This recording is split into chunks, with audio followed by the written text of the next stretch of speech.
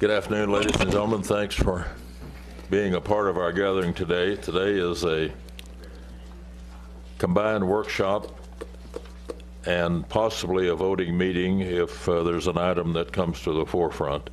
Today is Tuesday, March the 3rd, and we'll start by doing the invocation. And we're honored today to have Reverend Kimball Arnold, St. Luke's Episcopal Church, or otherwise known in this hall as Charlie's mom. Okay. Let us pray. We offer prayers for those selected to represent the citizens of the city of Prescott. We pray that they may serve with wisdom to the best of their ability. As challenging times continue to face the council and the staff, we pray they will face them with the values of freedom, civic duty, and personal responsibility. We offer prayers for all who work for the city and ask your guidance as they all work together for the benefit of the city of Prescott. May all in our community work together with dignity and peace. We offer thanks for the generations of brave men and women who secured our liberty and continue to do so. And we always ask prayers for all the first responders. Amen. Amen. Amen. Ladies and gentlemen, please join me in the Pledge of Allegiance. I pledge allegiance to the flag of the United States of America and to the republic for which it stands, one nation under God, indivisible, with liberty and justice for all.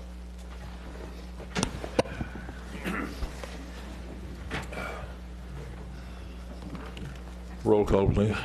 Mayor Kirkendall? Here. Mayor Pro Tem Kuknio? Here. Councilman Arnold? Here. Councilman Blair? Yes. Councilman Lamerson? Here. Councilman Lozelle? Here. Councilwoman Wilcox? Here. All present.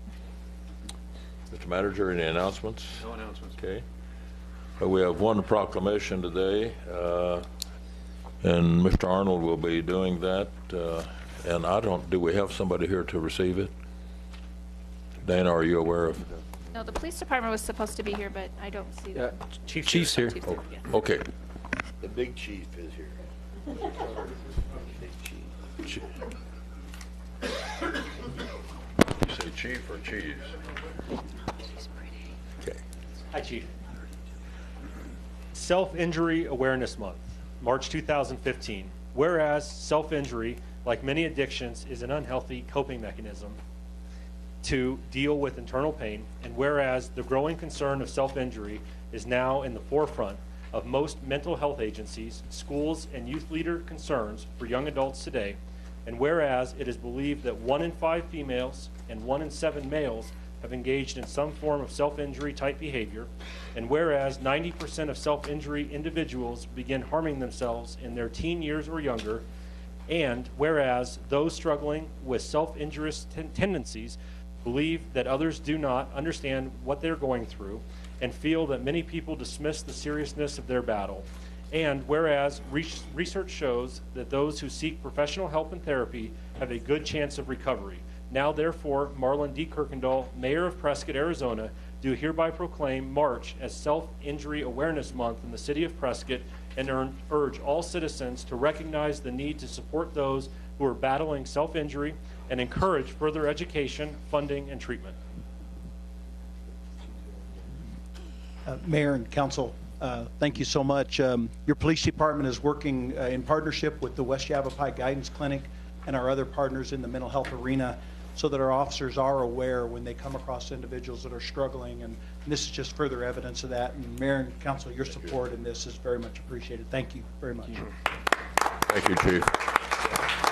And Mayor, just a personal note to that, self-injury awareness is something that's extremely important. My brother committed suicide at the age of 17, and had some of the programs that now exist been in place, that possibly could have been avoided. So, Thank you. Okay, moving on to presentations. Chamber of Commerce, Neil, or I saw Dave back there, and I thought maybe he was going to preempt you today. No, we'll save the big show for later. Okay. Good afternoon, Mr. Mayor and Council. My name is Neil Sneller, and I'm the Membership Director for the Prescott Chamber. On Thursday, March 12th, a local historian, Elizabeth Ruffner, is being inducted to the Arizona Hall of Fame. If you'd like to go, the Chamber is chartering a bus to Tempe. For details, simply call our office at 928-445-2000. Everyone is invited to our next mixer on Thursday, March 19, at La Quinta Inn and Suites off Highway 69, and that's from 5 to 6:30. The Prescott Chamber is growing. Here's a list of our new members. As an individual member, Billy Orr, Christian Business Fellowship Club, Dealmaker Furniture, Goodwin Street Medical Supply, Harold Wise, McDonald's Restaurant off of Willow Creek, Nelson's Air, Sun Valley Solar Solutions, Toxagon, and finally, Yavapai County Tax Committee. Thank you. Thank you, and good job. Thank you. And Mayor, there is, I think, one announcement worth bringing up. Today is the 130th anniversary, if you will, of the Prescott Fire Department. It was in the paper today. Yes, and I was asked early this morning, was I here when it started? And I wish to make it where I was not. So, and the chief wasn't here either, right? Okay. But congratulations to the fire department chief. That's a long record, and the book, and I'm sure they're still available, is an interesting piece that really is interesting, and even I found some things that I was not aware of. So it's a great thing. Congratulations. Okay, we have a presentation from the Prescott Frontier Days. This is our annual presentation to the council, and there's the man of the hour. I saw him arise, and welcome, JC. Thank you, Mayor, Council. To begin with, I guess I'm a lot better in the arena than I am here, but we'll go through this. We had a great year with the Prescott Frontier Days. Let's see, I need to figure this thing out. Okay. The 127th Prescott Frontier Days Rodeo was a great success this year. We had unbelievable ticket sales and an unbelievable rodeo with, of course, over 700 of the top rodeo cowboys in the world.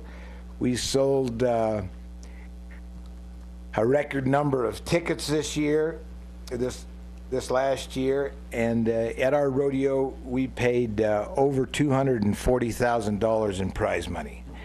Had every current world's champion and past world's champions and every top competitor in the rodeo, professional rodeo business. You can see by this little graph that we had a great ticket sales this year. Out of 127 years of rodeo, we set a record this past year with, like I said, 28,000 tickets sold out during our rodeo. The ticket sales breakdown, and you can see the local ticket sales of Prescott Valley, Chino Valley, Dewey, and Northern Arizona. It's all a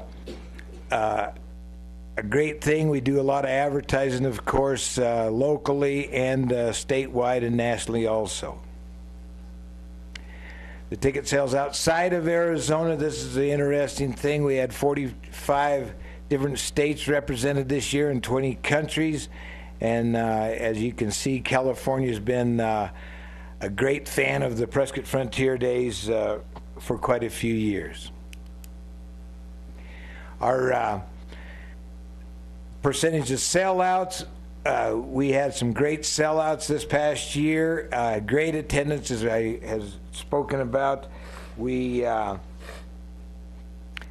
looking forward to a great year this year with the 4th of July falling on a Saturday. We'll really create a giant ticket sales, and we're looking forward to, of course, to big ticket sales. Our goal is always to sell every performance out, which we've tried to do for the past few years, and we're still working hard at that. The international representatives representations here from international attendees. We come from all over the United States, all over the world, and you can see that the 20 different countries that attended the rodeo. You know, we get a lot of people that want to come to the Prescott Frontier Days because it is the world's oldest rodeo. Our marketing this past year was great. We, of course, with the graciousness of the city, we get an extra $20,000 in out-of-state, out-of-town advertising for the rodeo. We've done a lot of extensive advertising. We do it in the Valley, of course, and nationwide. And we've started, of course, to do a lot more advertising online. And as you can see, that yahoo.com was one of the major ones this year that came out with the events not to miss, and the Prescott Frontier Days was, of course, right at the top of the list of them. This is our, we talk about sponsors, and one of the big things that keeps the Prescott Frontier Days moving and growing every year is our national and local sponsors. The rodeo could not do without our national and local sponsors, and of course without all our volunteers here. We have over 600 volunteers every year, and as you can see there, our sponsor program has grown in leaps and bounds, and it's a mandatory thing for us to have that great sponsorship to keep this rodeo going. And you can see some of the improvements we've done dollar-wise in the past 10 years. Community investment, we every year, due to we have the Tough Enough to Wear Pink program. We have supported the local community in cancer research with $9,500. We've, of course, donated money to the courthouse lighting, to Kiwanis auction, a lot of different events. We have the Happy Hearts Rodeo, Exceptional Children, and we do advertising and trade advertising with all the local museums. We put on a junior high and high school rodeo, a AJRA rodeo. We do a lot of work, of course, with the 4-H, and by golly, we think that giving back to the sport that we are in is something that we can do with the AJRA and the high school. You see the little picture on the side there? That's me getting handcuffed here for the Meals on Wheels. And it'd been quite a while since I'd been handcuffed, I'll tell you. Our advertisements we talked about has come a long ways. The advertising we do in the souvenir program, most of those are all local businesses. The parade, of course, 45,000 people usually come and watch this parade. The attendees of our different events, high school rodeos, junior rodeos, horse shows, team ropings, the Equifest, that all combines into almost a $30,000 person attendees. We have our year-round sign, our billboard. You can see that a lot of cars, that's recognized every day. We've really enjoyed our partnership with the city. We, this year, are real excited about the Mackin viewing deck, which the city and the Prescott Frontier Days went in partners and sponsored that. It's right at the verge of being completed right now. We're thrilled to make that thing work, where it will, our VIPs and sponsors will be able to go out on that deck, and you can see the whole rodeo grounds, and it's a great view from up there. So if you get a chance, by golly, it'd be great to come by and check that new Mackin deck out. We have done extensive electrical work through the past few years, and there's a list of a lot of different things that we've done there. Of course, looking forward, our main goal right now, I guess, is to for us, the lease with the rodeo grounds is over 2017, and we would like to see a long-term lease where we could do some more improvements to the rodeo grounds. A permanent skybox, expanding the seating, and of course maybe improving on our lights at the rodeo grounds. Our rodeo, the Prescott Frontier Days Committee, and all the members of the Prescott Frontier Days take great pride in trying to produce one of the best professional rodeos in the business, not just in the state, but in the nation, in the country. We bring in 6 different stock contractors. Of course, our main stock contractor is Harry Vold. He has been at Prescott and put on this rodeo here for the last 44 years. Harry's been the stock contractor of the year many times, and we're always striving to improve our rodeo. As a former contestant, it's very important to me to make sure that every performance out of the 8 performances, I like to have the quality of stock that you could win first on. And so saying that brings, you have to have a whole big pen full of good horses. And as I said earlier, we have 6 different stock contractors that just bring their best horses or their best bulls to our rodeo. One of the outstanding parts of last year's rodeo was our all-around cowboy was a Prescott native and brings back the old memories of Prescott.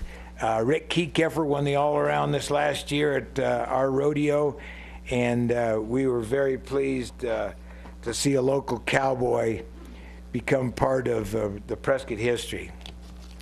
The Prescott Frontier Days also, we take a lot of pride, as everybody in Prescott and in professional rodeo, in the livestock and the care of the livestock.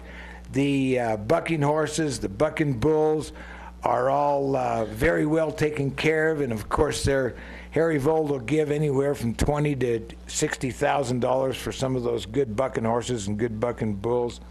And they have a great life of traveling through the country, maybe working 8 or 16 seconds each week, and the rest of the time they're eating grain and standing in the back pens. And so it's very important for us to always take into the consideration of the animal welfare in rodeo. And it's a giant thing in all professional rodeo. And, if there is anything, I guess, is reincarnation, I'd love to come back as a bucking horse, I'll tell you. The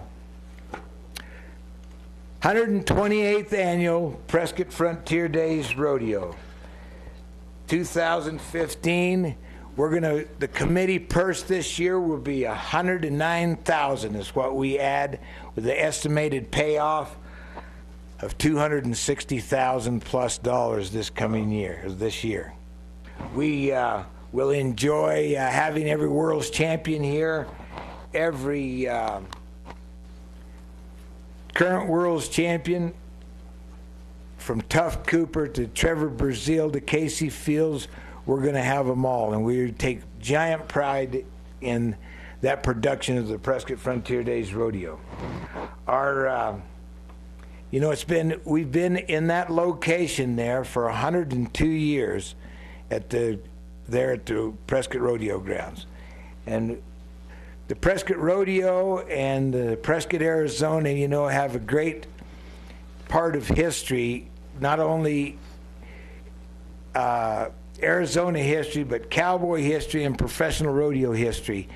The rodeo, basically, what PRCA and what professional rodeo is today, basically started right here in Prescott.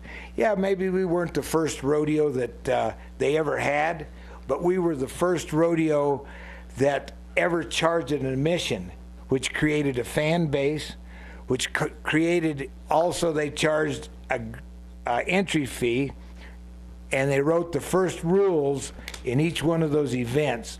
And all these rules now is what the PRC, well, the RCA, which became the PRCA, has patterned their whole rules after. You know, one year we put a team roping clinic on at the rodeo grounds, and Walt Woodard, who was a world's champion team roper 2 different times, came, and he was going to be the instructor. And he'd never been to Prescott or the Prescott Arena when there wasn't a giant crowd there during the rodeo, and that's the only time he'd been there.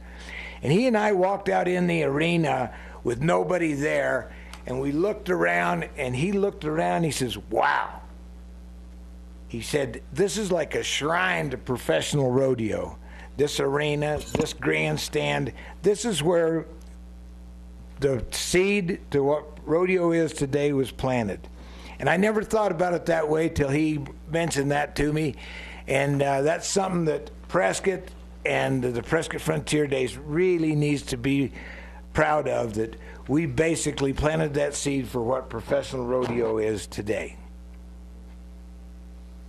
You know, I just wanted to mention that we do have, I mentioned about Rex Kekeffer winning all around last year.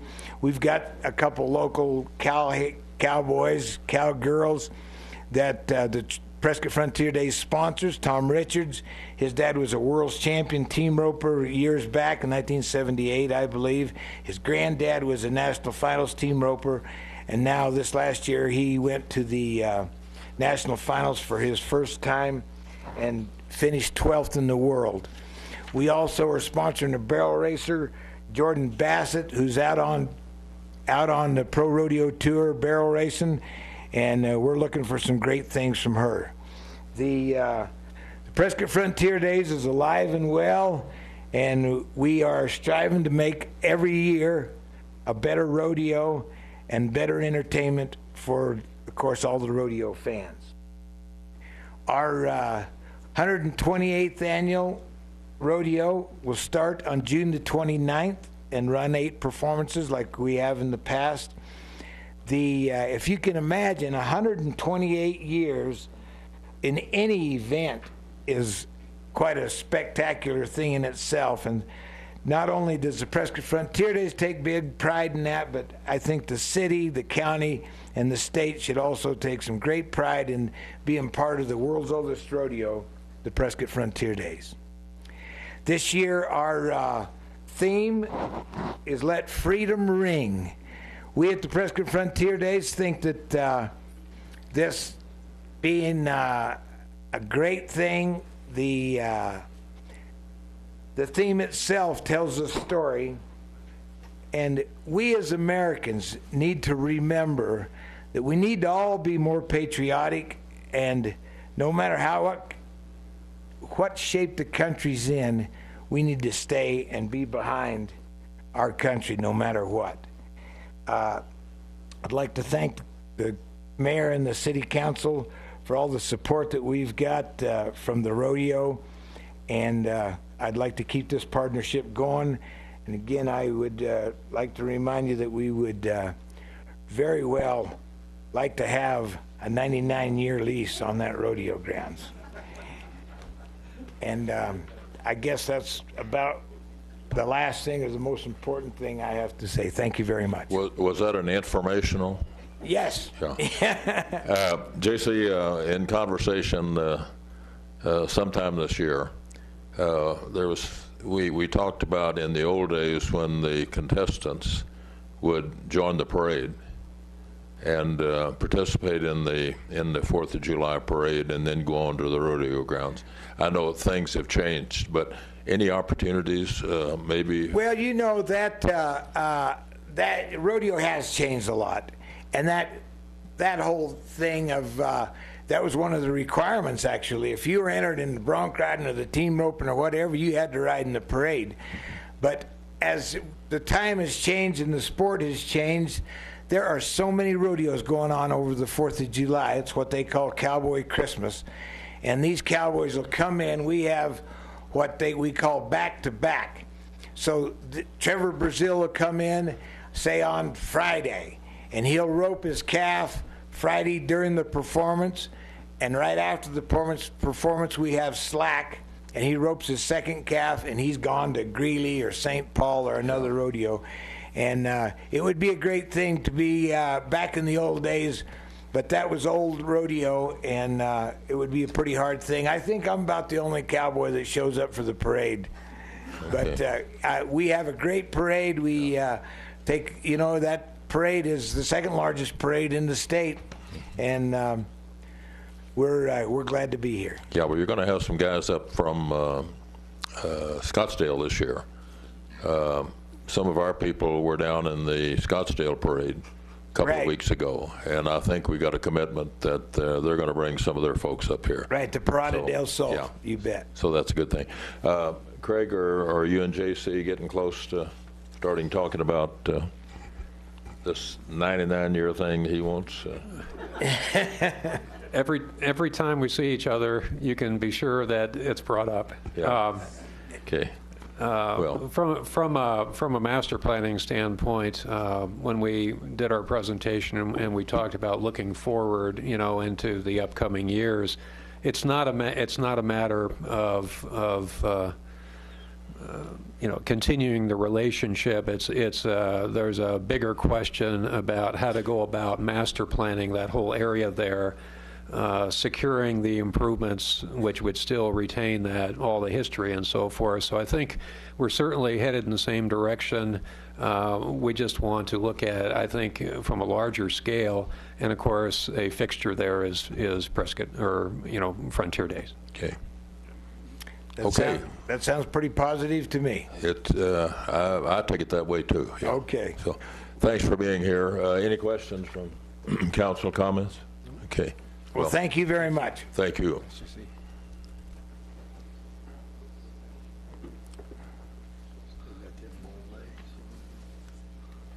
Somebody wanted to not have this next item. Who was it? Tommy? Well, Gary didn't want to come today. Tommy, nobody's going to admit to it, so come on down. Yeah.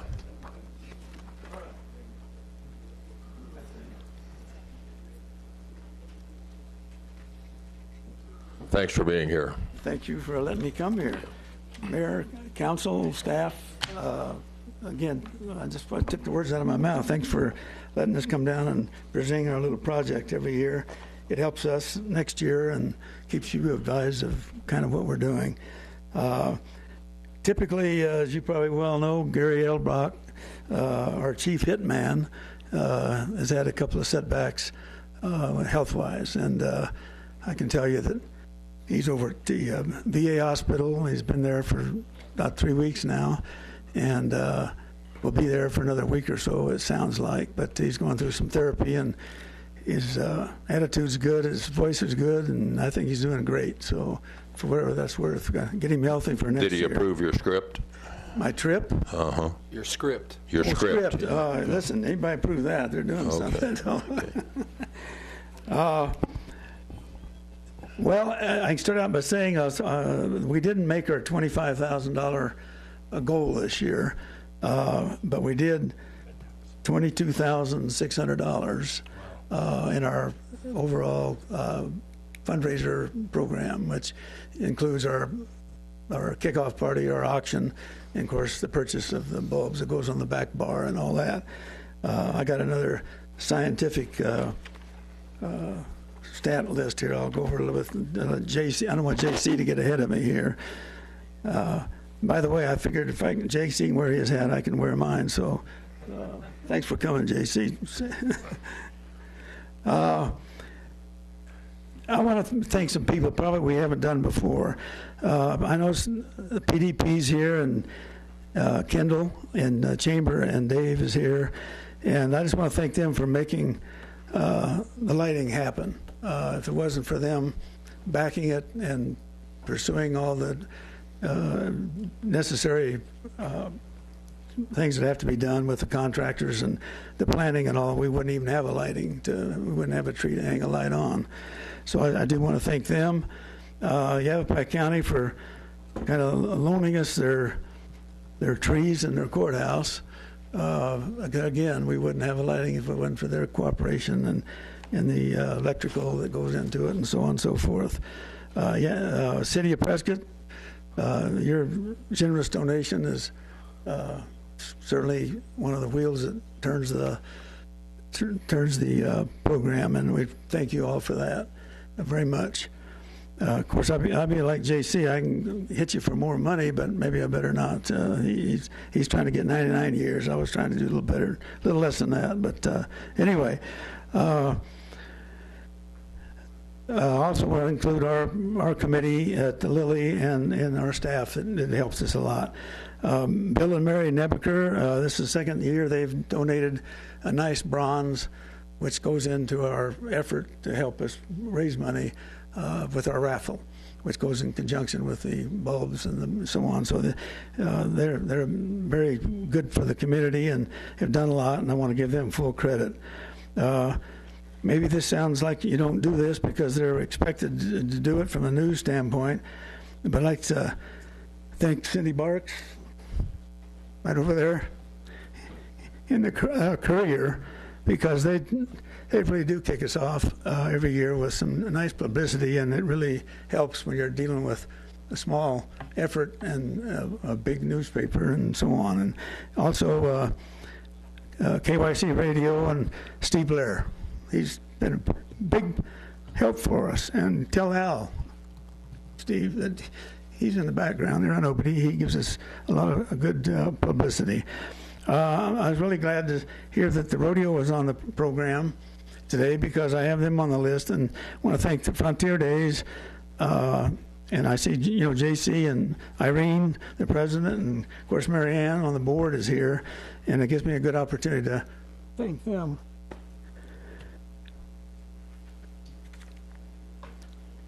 For their big donation. They're one of the larger donors as far as our bulb program and all.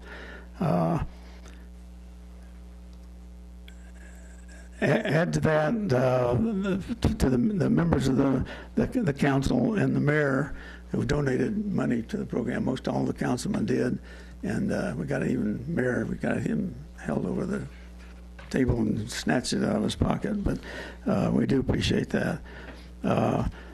I'll make one suggestion. If somebody's going to get into the fundraising business, pick one that doesn't last for 3 months. It's a lot of work. We start September collecting items for the auction, and of course our kickoff party and the rest of the program, and then the party for the drawing of the raffle and all at the end. It's a lot of work. I hope I can hold out here. I know what the Kiwanis go through, I think, now with their program, with all their auction and everything. It takes a lot of manpower, a lot of time, and so forth. I give them a lot of credit. I got an interesting stat here. We got these guys. I don't know whether to call them the Jersey Lily Hospice Group, but I think the Liars Club better fits them. They're in there every day at 4 o'clock. And, they're sitting around there with nothing to do, so they look at the back bar and they're saying, well, I wonder how much money those represent up there, And, of course, we have money that comes from the auction and the other activities besides just the bulbs. And next thing you know, somebody's saying, oh, I'll bet you this, I'll bet you that. And next thing you know, they're volunteering we're just getting ready to take the bulbs down. They counted every bulb. There's $10 donation, the $50 donation, the $1,000 donation, and so on. And it got to be kind of funny. But they did it. And just to give you an example, we take donations from $10 up to $1,000. We'll take it the upper echelon as high as you want to go. But just there were 77 people that donated $10. That's $770. I mean, $10 sounds like not very much, but it really adds up. And the rodeo and Rosie on the House each donated $1,000, which really helps from that regard on the high side.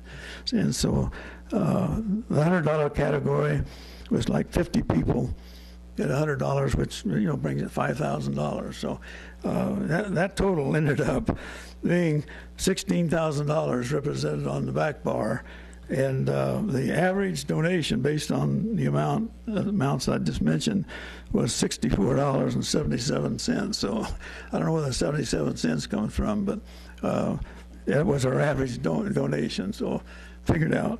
I'm getting close to the end, guys. I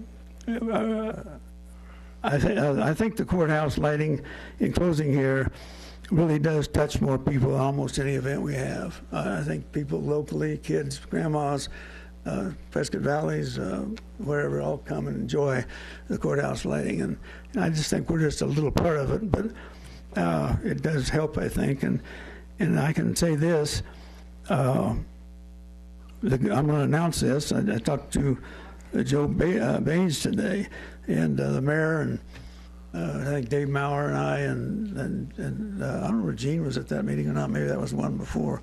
But we were talking about another addition, which we like to do every year. Is the more money we get, the more we like to designate for certain uses. But I think you're all familiar with Gerald Brownlow's and his island out there as you come into town. It's a split.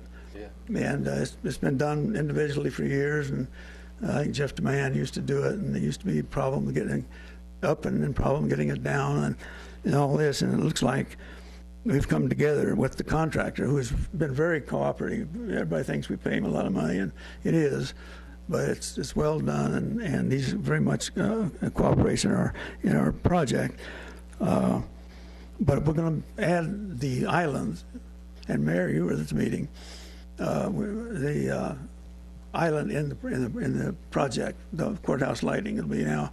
We're going to include it, and so it'll be a attraction as you come into town, and then hopefully with the street lights and all, brings you right into the courthouse and the lighting. So that's an example, I think, in the future that the more money we can get in our budget, the more obviously we can do for the overall lighting concept.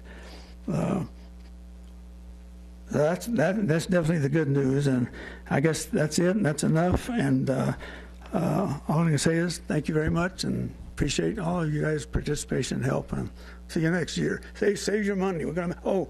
One challenge I think I'm going to try to meet.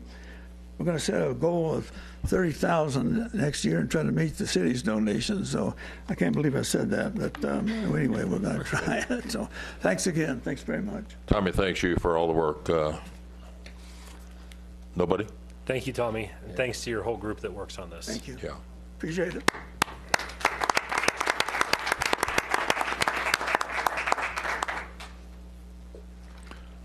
Okay, moving along to discussion items. Who's going to be talking to us about the banners? You, Don? Okay. Item 1A, program for mounting banners on city streetlight poles.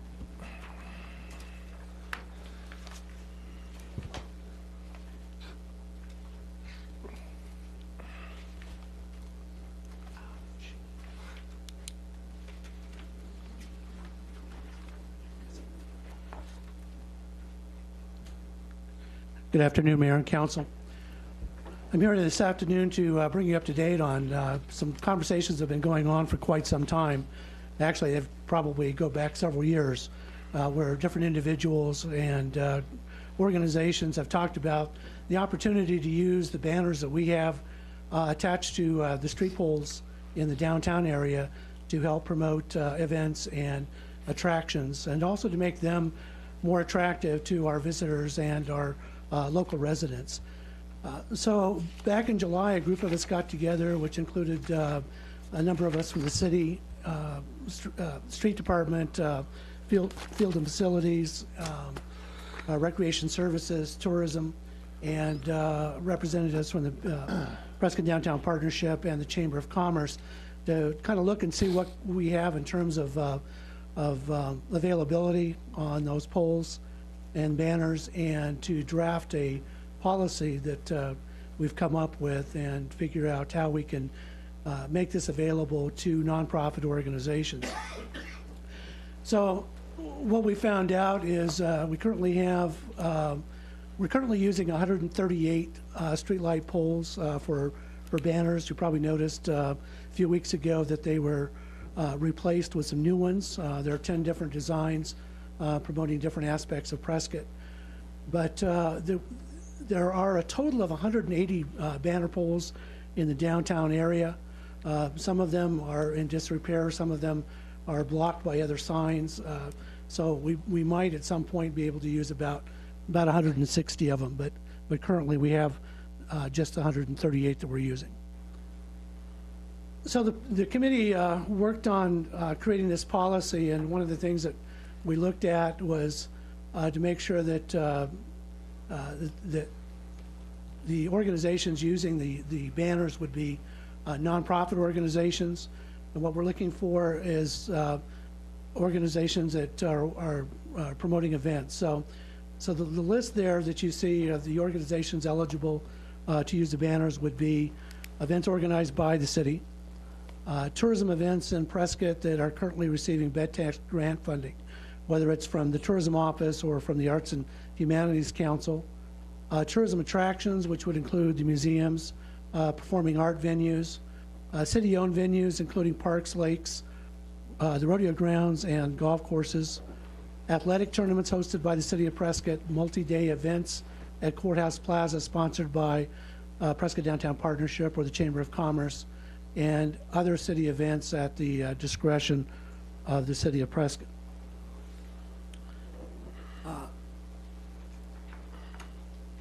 So any organizations that are looking at utilizing the Street Pole Banner Project would go to the Prescott Downtown Partnership.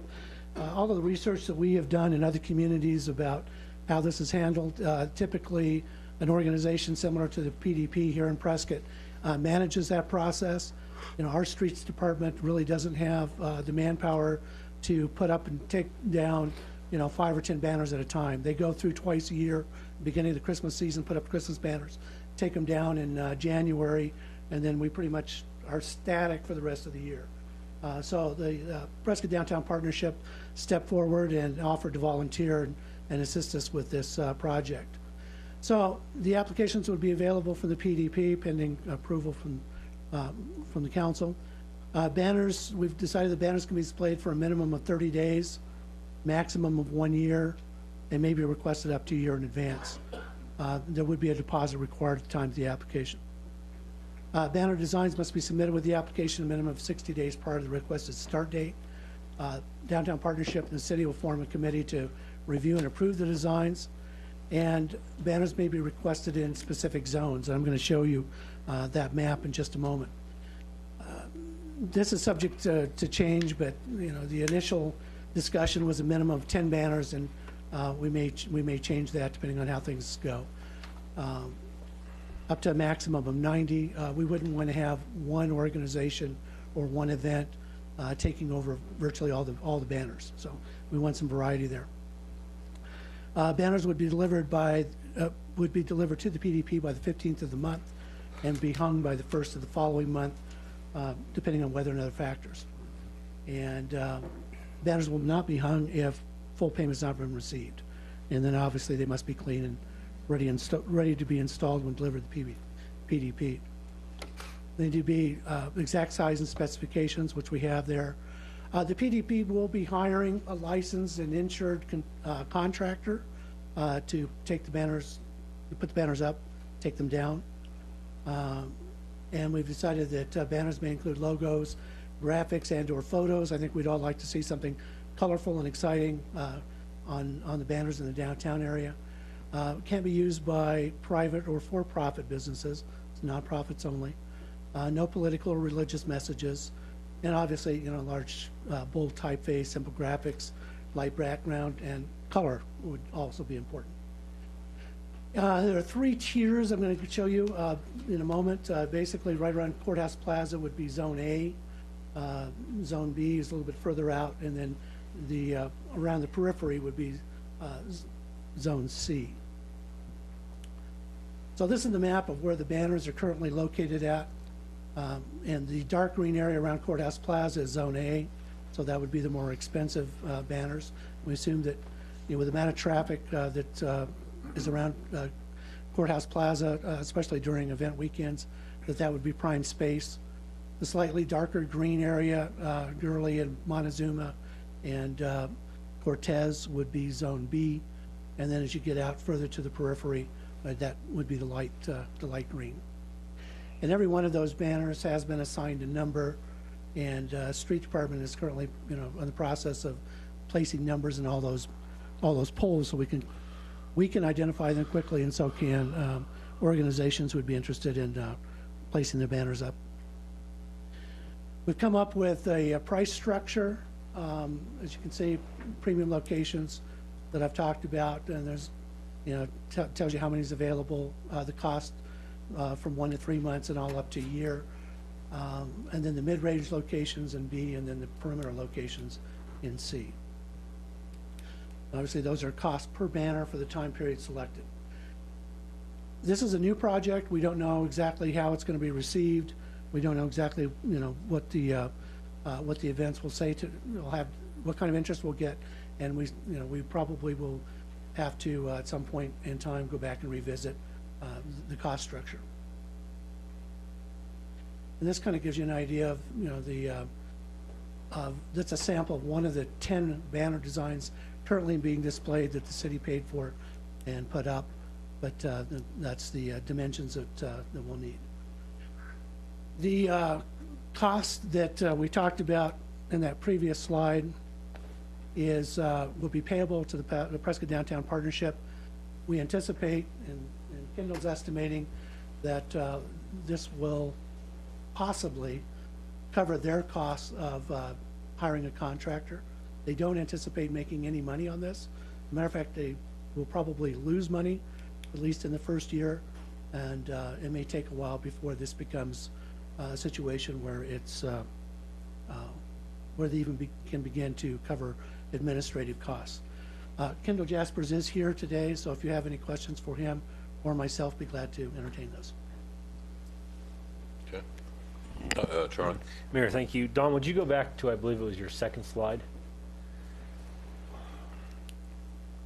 One more back. Let's see, one more. There we go. Okay. So before seeing this, I had a pretty good list of questions about, what defines a nonprofit and what can go up there. It wasn't very clear leading up to today. And when I see this list, that eases many of my concerns about what type of banners we were going to see, because we have a lot of nonprofits in town that have nothing to do with events and promoting tourism. And so having seen that, I'm a little bit more comfortable with the concept moving forward. Yeah, it is strictly for the promotion of events and attractions. So let me ask you this question. It talks about here that if it's a signature event from the city or it's receiving bed tax funds, but it's a for-profit entity. So prime example, the Whiskey Row Off-Road. We have a contract with them. Would they be eligible to put banners up during the event? We have currently limited it to nonprofits, and everybody receiving grant money from the bed tax is a nonprofit. Okay. With the exception of the Whiskey Off-Road. And I think that the consensus is that with the economic impact of the Whiskey Off-Road, that may be one exception. Okay. And that would be the very last bullet point Right. there. Okay. Thank you. Jean? Well, I have a similar concern, but my concern is that we're being too narrow in defining who is eligible. And this is the first time I've seen this, so I'm trying to think through the other organizations that have events that may not be getting bed tax, may not be performing arts, and may not be museums. Mm-hmm. Yavapai College, for example, or Prescott College, maybe hosting a big symposium, and we would want to welcome scientists to the community or something like that. Well, I think that qualifies as an event, and it's a nonprofit, and so it would be submitted to the committee to determine. I mean, and if the committee is uncertain as to whether it meets that criteria, it would probably ultimately go to the city manager. Oh boy, another fun job for Mr. McConnell. I don't expect that to happen very often. Okay.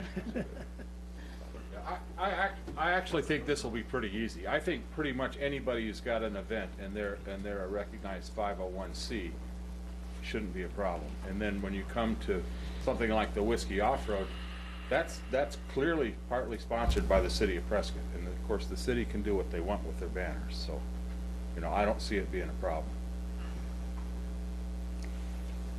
Great. Don or Kendall, one or the other.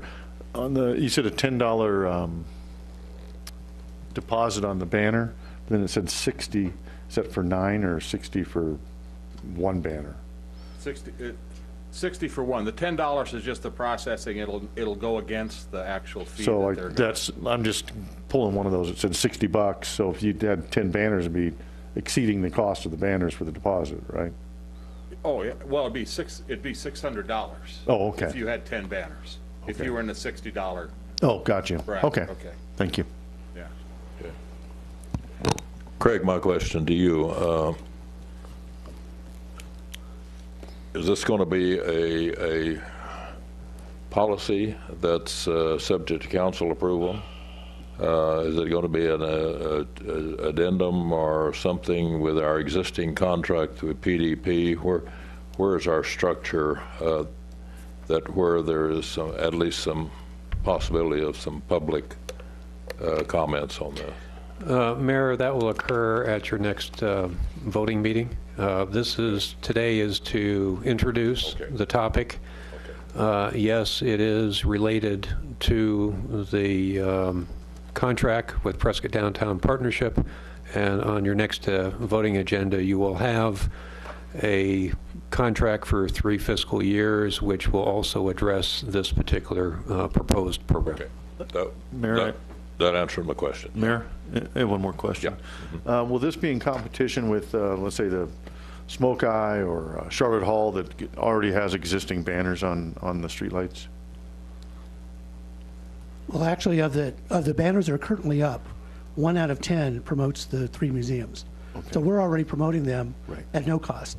However, should they like to have banners, for example, Charlotte Hall would like to have all the banners in front of their museum to be, talking about their museum, they have that option. Okay, thank you. Okay. Steve? I can see there's going to be some kinks that need to be worked out of that thing, though. I mean, you're always going to have competition at some level that people want to have banners at certain times of the year and who has first priority or second priority, but I suppose that you'll handle that probably on a first come, first served basis. That's the idea. It's pretty similar to what we do when we issue permits on the courthouse plaza. There's a start date to accept applications, and it's taken first come, first served, basically. And those revenues raised, what do you intend those to be for? Pardon? The revenues raised from this, what do you intend the revenues to go to? Well, I have several things. One is I'd like to pay the contractor. I'd like to. We're going to have to put some insurance on. We're going to be doing a certain amount of work for the city as far as the city. When the city puts up event banners for their own events, there won't be a banner charge, and we'll do the work. So, and then I think we're starting to work on a spreadsheet that has 160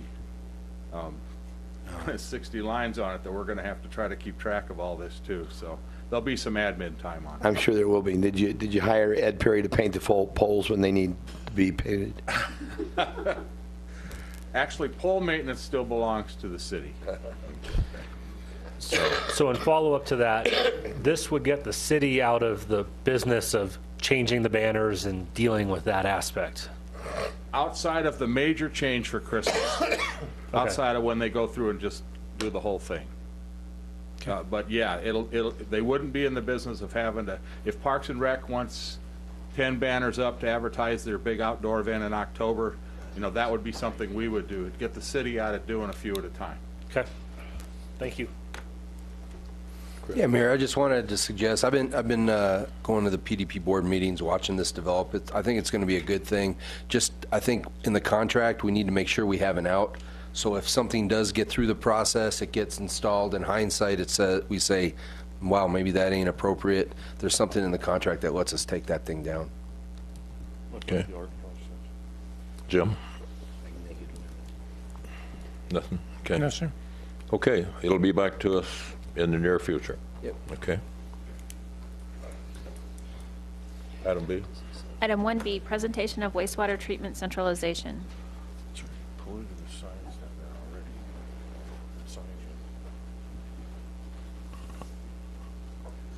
Good afternoon, the Honorable Mayor and Council, Henry Hash, Public Works. It is a pleasure to be here before you to talk about this pretty important and expensive issue. Not nearly as exciting as rodeo and Christmas lights, but it is important. Several months ago, you directed us to come before you to talk about our options for treatment plan and what is the next step. That is why we are here today. We are at a point where we need to make a decision. Having one plant as a centralized system or keeping our two plants. We don't have the option of doing nothing because of the age and the capacity of our system. So the last several months, been much work by our staff has been spent towards this. So I want to recognize all the people who have worked, but in particular, Joe Berman and Craig Dossett, who are here today for presentation. They really have worked very hard. Last several months, a lot of research and homework to make sure what we bring to you is as accurate as we possibly can. So unless you have any question, it would be my pleasure to ask Joe and or Craig to be here. Are we going to put the presentation up? We're going to put the presentation up. Okay,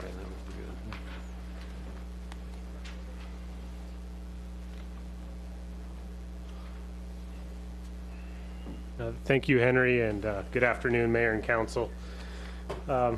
With me here today, I have Craig Dotseth, who is the city's Senior Utility Operations and Infrastructure Analyst, and as Henry said, we've put a lot of time between Craig, myself, and many other city staffers in putting this presentation together.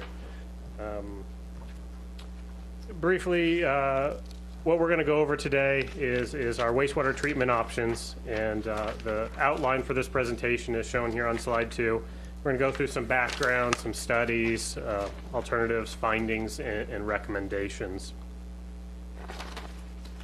The city has two main treatment plants, and they're shown on this slide here. We have the Airport Water Reclamation Facility and the Sundog Wastewater Treatment Plant. And on this slide or the schematic, you can see a breakdown of certain parts of the city that flow to the Sundog plant or are serviced by the Sundog plant, and the other portion of the city that's serviced by the Airport Water Reclamation Facility. Let me take one step back. If you have any questions during this presentation, please jump right in and ask them as we go through. So once again, two treatment plants that's servicing the city. A little bit more background about our treatment plants. We accept flow from approximately 18,000 sewer accounts and generate 3.7 million gallons per day. And the breakout is shown there on the slide, with 1.1 going to the airport facility and about 2.6 million gallons going to the Sundog plant. And the last bullet is of particular importance and is very recent here. With wet weather events, we see peak flows at the Sundog wastewater treatment plant in excess of 10 million gallons a day.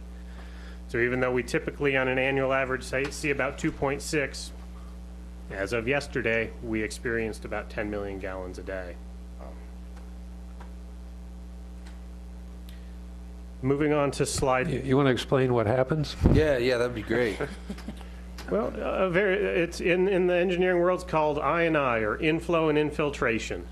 We have water that gets into manhole rims or lids, gets through the pick holes. Some water comes into our system that way. Others illegal connections from roof drains on houses, house roof drains that are tied into our system. We could have cracks in our sewer mains that allow water to get infiltrate our system. Get that, mister, but 10 million gallons a day, you can't process that much. What happens? There's no valve to shut it off coming in. There is no way to stop it. When it comes, we have to treat it to the best of our ability, and it requires increased aeration, increased electricity usage, increased disinfection, and we do the best we can to the best of our ability to treat it to the permit standards that we have. I think the question was, you have the inlet storage, if you will, capacity to handle that. It's just that, as you said, it adversely affects the treatment process itself. absolutely, we don't overflow our plant, but are we treating it effectively? It's a treatment capacity versus a hydraulic. We can certainly push 10 million a day through our plant, but are we effectively treating that 10 million gallons becomes the concern. The next slide, it talks a little bit again about our two treatment plants, the Sundog plant and the airport plant. What I really want to point out here on this slide is at the Sundog plant, we have a capacity of 3 million gallons a day. That's our treatment capacity. That's how much we can effectively treat. And our average daily flow, as I mentioned earlier, is about 2.6 million gallons a day. So we have about 400,000 gallons of available capacity for future development flowing into that plant. Joel, you indicate some dates of upgrades, but yes. The 2013 upgrade, as an example, was a partial. A majority of the plant hasn't been upgraded for 30 years. Is that accurate? You want to take that one, Craig? As far as major expansions or changes to the treatment plant, that would be correct. Okay.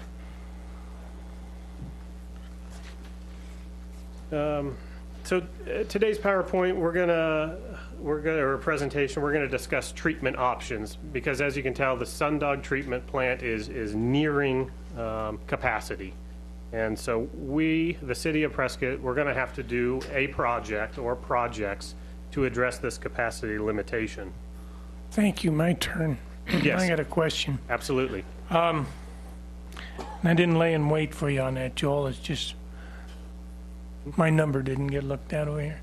So I guess my question is this. It sounds to me like there's a significant health and safety issue facing the citizens of Prescott. And I realize that anything that we're going to do out at that sewer plant at this point is going to be a significant expenditure. It's not going to come at no cost. And my question would be kind of twofold, especially with Mark sitting here. In the current sewer rates, do we have the ability to pay for what needs to be done out at the sewer plant to address the issue of we're at capacity, we got to do something different now? Don't want to push your question off, but we do have a slide coming up that talks a little bit about the cost of the projects, as well as the funding that's available or is not available for these projects. So as we get to those slides, we can address it at that time, and if we don't address it, give us the high sign, and I'll make sure we get you. Okay, I'll make sure it gets addressed. You can count on it. Thank you. Absolutely. So jumping into the two options that the city has to address the capacity limitations, we can go to a centralized option, and that would involve various projects in the collection system, meaning our pipes and manholes, our treatment plant, and our effluent system, to consolidate all of our treatment out at the airport facility. Moving on to slide 7 here, we have 3 studies I'd like to bring to your attention or highlight that are used throughout this presentation to identify projects and costs that we're going to be presenting to you. The first one is a 2011 facilities master plan that really examined treatment conditions. What's our capabilities, what's our capacities, what's our flows. Really all about treatment there. Then in 2013, we wrapped up a collection system study, or wastewater models, but that really looks at collection systems, the pipes and the manholes. And then in 2014, just recently here, wrapped up another document called the Roadmap to Centralization.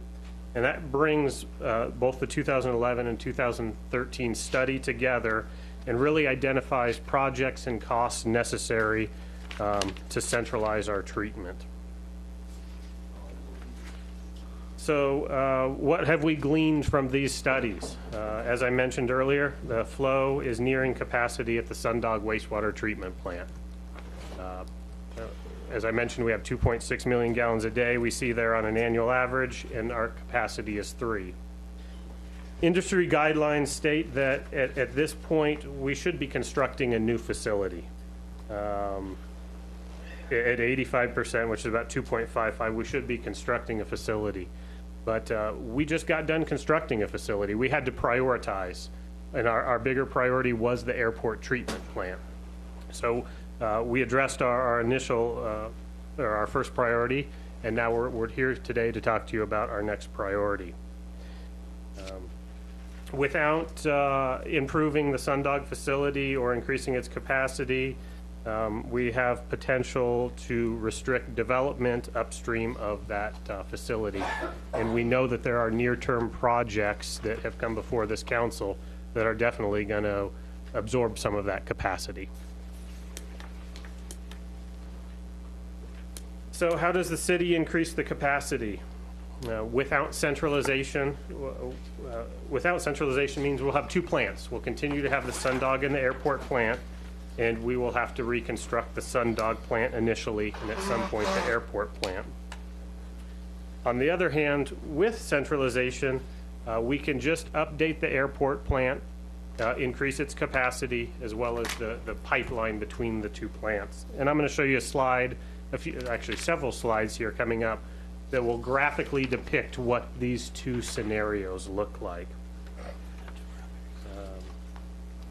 And just the final point on the slide is, even with the centralization option, even with only the airport treatment plant, we still will have some facilities at the Sundog site to account for this peak wet weather flow that we see. We've got to be able to handle that, store it there, and meter it back into the system. We can't just send a slug of water towards the airport facility and size that facility for events that happen infrequently. Joel, question. Yes. I know that we have commercial businesses at the airport. With the inflow of centralization from Sundog, would that help offset some of our overloaded chemicals that we may be processing at the airport? Absolutely. It has the potential to improve that situation. So therefore, we may have to be able to sidestep some treatment methods by neutralizing that to a certain degree? Yes, that is correct. So that's a positive to have centralization then. And do you have a cost difference between what it would cost to treat impurities that may be coming in from one of the businesses, opposed to what it would cost to do the actual rebuild of the airport plant? I mean, there's a trade-off there. There certainly is, and we have those costs quantified. Okay. Let me get a little further along in the presentation, and I may not be able to answer your question directly during this presentation about what those costs are. I don't have that prepared as far as... That's okay. I just know there's a benefit there to the community, and I think it needs to be shared that we'd be able to have some flexibility by centralization. Yes. If I can now direct your attention up to the screen, I'm going to take you on a little virtual tour here of what these scenarios will look like.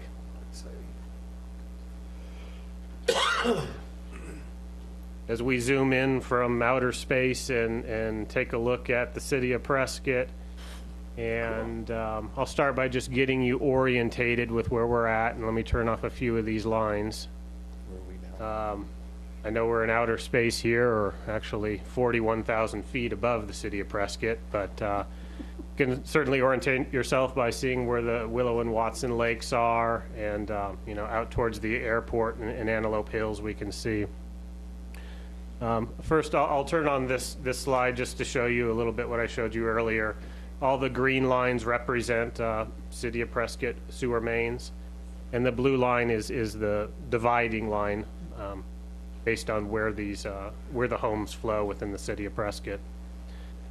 I want to show you now the 2-plant option and what improvements would be required to pull off that option. And after this, I'm going to jump into a little bit of the costs. So to go with our two-plant option, or scenario one, we would have to build an equalization basin here to store that wet weather peak. And we're going to have to do that equalization basin no matter which option we go with. But along with that equalization basin, this green kind of blob here represents an upgrade to the Sundog wastewater treatment plant. So first project is an upgrade to the plant. Second project is an equalization basin. And then as I zoom out, we have a couple segments of pipe out here that we have to do no matter which scenario we choose.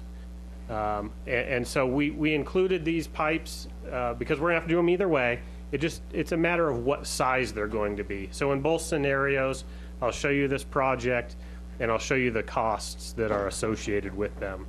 At this point, the city has not painted ourselves into a corner to go with one option or the other. We have not pulled the trigger on this project until we receive some direction from council, as it will obviously have some great financial impacts. So those are really the three projects, the sewer mains out towards the airport plant, as well as the improvements here at Sundog on the bottom of the screen. I'm going to jump back into the presentation and now go through those projects line by line.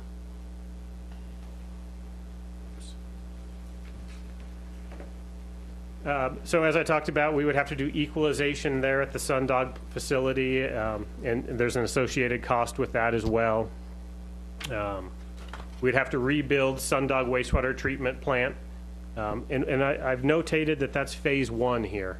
A second phase would be required at some point in the future, and I'll talk a little bit about the timelines in the next couple slides, and the associated costs there, as well as the airport trunk main. Those were the red segments I showed you on the map. And I think the important takeaway here is we're looking at a $65 million option. Substantial, very substantial cost. The next slide's very similar, shows the same dollar amount, but shows a little bit of it in a scheduling format. This is slide 12, shown in fiscal years 16, 17, and so on. A couple of those projects, actually the first two, have some asterisks next to them. That indicates that monies for those projects are currently in our budget and have been accounted for in our rate study. So we have monies to do the equalization and the trunk main. But the reconstruction of Sundog was not anything we included in our impact fee study or our rate analysis. And so that's something that we would have to look at in the future. And that rate study, or actually the action that was taken on the rates, extended for 3 years, correct? It had a 5-year window that we looked at. Of analysis, but setting rates for 3 years. That is correct. Yeah, so you see the major expense in 19, 20, and 21, which is outside of that rate 3-year rate adjustment. Yeah, thanks. Joel, or Mr. McConnell, the concept of impact fees has been the discussion from time to time. And with regards to the limiting that the state legislature did with regards to impact fees, utilities was not included in that. Am I correct? That we can still charge utility impact fees?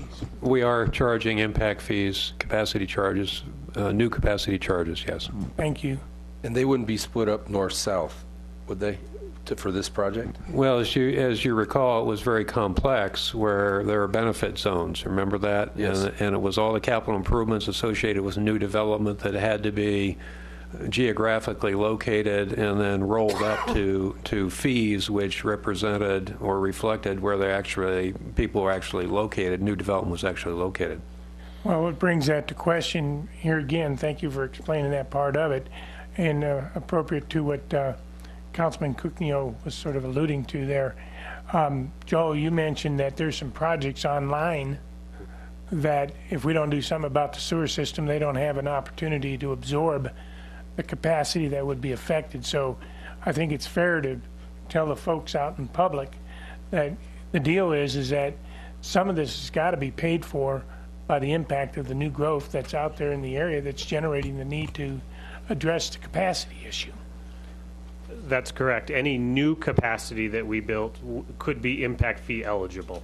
Any new capacity, I want to be very clear because the legislation is Mr. McConnell stated, is very complex and requires that analysis to determine what's impact fee eligible and what is not. No. It will, there is a whole financial component of this that will have to be developed, and I'm sure it'll be very interesting. Impact fees, as we all know, are associated with the cost of serving new development. They have to meet that test. If the city of Prescott was had no new development, but we decided that we wanted to centralize the treatment at one plant, but in the absence of any new development, then there would be no impact fees or new development fees associated with that. That would be simply a choice to operate one plant instead of two. So what I'm pointing out here is that the financial analysis here will be, I think, fairly complex to try to sort out. At the bottom line is what are the respective components of existing deficiency and new development. And that will be an interesting analysis. And would it be fair to assume that there's a chance that the impact fees would be revisited to determine what, if any, changes need to be made if we were to choose one of these two options? Well, Councilman, I think that we're going to have to go through some of that analysis, because to me that's basic to making a decision, a financial decision. You have to have sufficient information. Thank you. The last comment I'll make here on slide 12 is in regards to the timing, and following up on Councilman Lamerson's comment.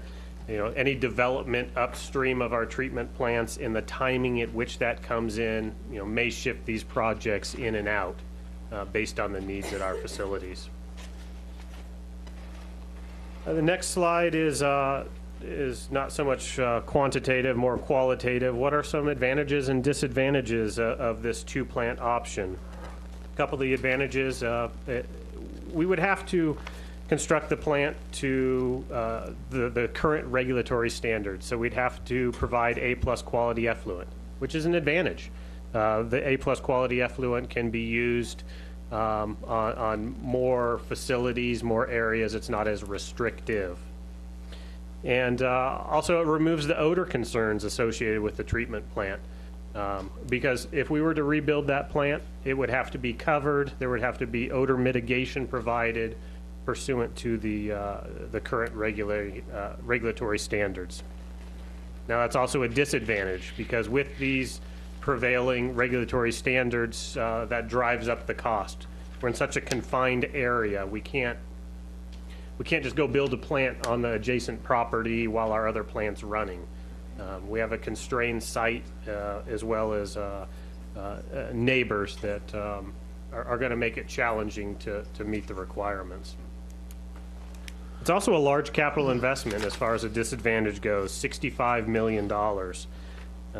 And we'll get to the next option here soon that will put that in perspective as far as how large of a capital investment it is. The visual concerns obviously would remain by keeping Sundog. We've had developments such as Cliff Rose and Prescott Lakes that have encroached up over the top of the hill, and now there are neighbors out there. So those visual concerns would stay there. Also a mismatch of land use, as I alluded to. We've got some residential there right next to a treatment plant. So that kind of sums up the two-plant option, which is, once again, keeping the airport facility in place as well as rehabbing the Sundog facility. And I'm going to jump into a centralized option, and then at the end I'll kind of bring it all together so that we can get an idea of what these two options look like side by side. So once again, I'll ask for your attention up at the screen to take a look at our other option, which is centralization, which is combining all of our treatment at one facility. And let's take a look at what projects would be necessary. Here at the Sundog plant, we'd still have to build the equalization basin. We're still going to get those flows coming into this facility, so we need to be able to store them, handle them, and appropriately meter them out to the airport facility. The red line that goes along Prescott Lakes Parkway and down State Route 89 would be an enlarged pipeline. That pipeline would carry flows from Sundog all the way out through the Dells, across the Keykefer area and the ranch, all the way to the airport water reclamation facility. So quite a lengthy collection system, and I have that documented on the next slide. How many miles? We're looking at about 37,000 feet, so that's going to be in the 4.5 to 5 mile area. Have you determined the size of the pipe? Absolutely. The current, or the studies that I had talked about earlier, the water and wastewater model identified sizes, and then we verified those sizes through the other study, the roadmap to centralization.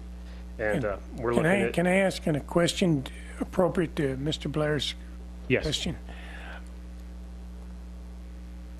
We heard earlier that there may be opportunities for certain things to take place in the city, which may include different types of development. When we talk about looking at these options, do they contemplate the inclusion of that kind of development in the city of Prescott, which could mean anywhere from business to houses to anything else from now until the end of time, so to speak? And I realize the end of time is kind of an exaggeration of what I'm talking about, but when we learn of things and we're talking about capital improvement, we're talking about spending taxpayer money, we're investing money. What is the potential capability of the plant idea that we're talking about doing to handle what population, so that when we go into budget and when we go into planning, specifically strategic planning, we can get to a point where we understand, or that we're knowing of what we're actually planning for, because there's costs associated with that planning. For example, the new jail facility. Who's going to handle the sewage? I would assume it's going to be the city of Prescott, since it's in the city. You talked about some annexation possibilities here and there and across the planet. Do we have the ability within this process of 1 or 2 sewage plants as contemplated today for the 40, 60, $80 million to handle that growth? I'll take a stab at answering that, and then I'll defer to Craig if he has any follow-up. The short answer is yes. Through our modeling, our water wastewater modeling, we took a look at zoning and what type of potential uses could come into the city. And based on that zoning, then we created, well, how much sewage are they going to generate? And then based on that amount of sewage, we have then planned in particular pipe sizes or treatment plant capacities to handle that demand from potential customers. Did I get it? Sort of and not sort of. Okay. This morning's discussion evolved around general plan, land use, blah-de-blah, right? And we heard this morning, part of the blah-de-blah stuff was contemplation of land that was annexed out at the Dells Ranch, whatever that is. We also heard about property out at the Deepwell Ranch. Mm-hmm. We also heard about more property from somewhere else, right? That may be bringing their own water. I mean, this was a public discussion on the general plan. Yeah. All right. Does this particular plan that we're doing for the centralized option, or the 2, contemplate the growth that would be related with those particular processes over the next 5 to 10 years? Yes. Thank you. I think, Joel, slide 19 says that this is anticipating a maximum population of 75,000, approximately. Yes, and as I get to that point, and we talk about the two options, 65 million versus 45 million, either of those two options will support a population of approximately 75,000 people. Jumping back to the graphical exhibit here of the different projects, this is once again centralized. The red pipelines necessary to carry sewage from the Sundog plant to the airport plant. We would have an upgrade or a capacity increase at the airport plant. And with that, I'll jump into the next slide and talk a little bit about the costs, just like we did on the two-plant option. Joel? Yes. During our tour of the airport plant, that was built with the intention that for a larger capacity at some point, and with the anticipation of. Councilman, you're correct. It is scalable so that we can kind of plug in components and increase capacity. Thank you. What did it cost us to build that one? That was like 40 million, wasn't it? 42. 42 million. Mm-hmm. Just a question. Yes. How come reconstruction of Sundog would come in at 59 if a whole brand new plant costs 42? Regulatory. It's a combination of a number of items. The site that we have to construct or reconstruct the plant within the operating existing plant. Airport, we were able to go adjacent to the operating plant, so then that made it much easier to construct. The site also will include much more or more intense treatment process due to the location in regards to odor and noise mitigation. So every part of the process will have to be covered. We'll have to have odor scrubbing treatment. So there's a much more complex treatment process that would be included. We're out at the airport, you could just let it go because you're far away enough from anybody. At the airport, we were able to handle those requirements. They're called bad cat. We were able to handle those requirements through land separation, the purchase of the odor, noise and odor easements, and or the purchase of real property. And on the new one, you'd have to have a whole structure over the top somehow? That's correct. Thank you.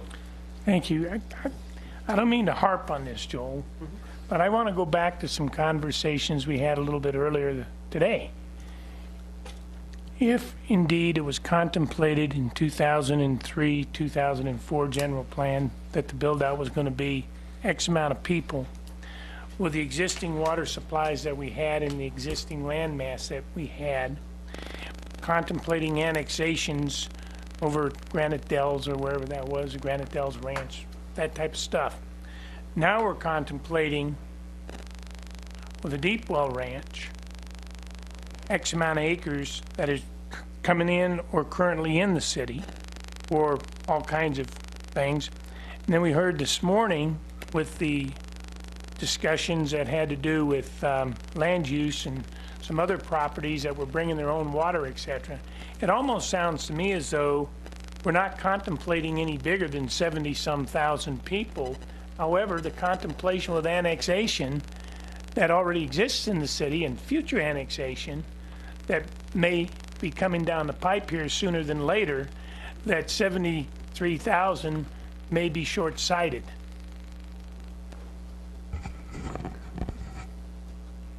My opinion is that all of the relevant factors have been taken into consideration for the build-out of the city, which includes the prospective annexations, the water availability, and wastewater treatment.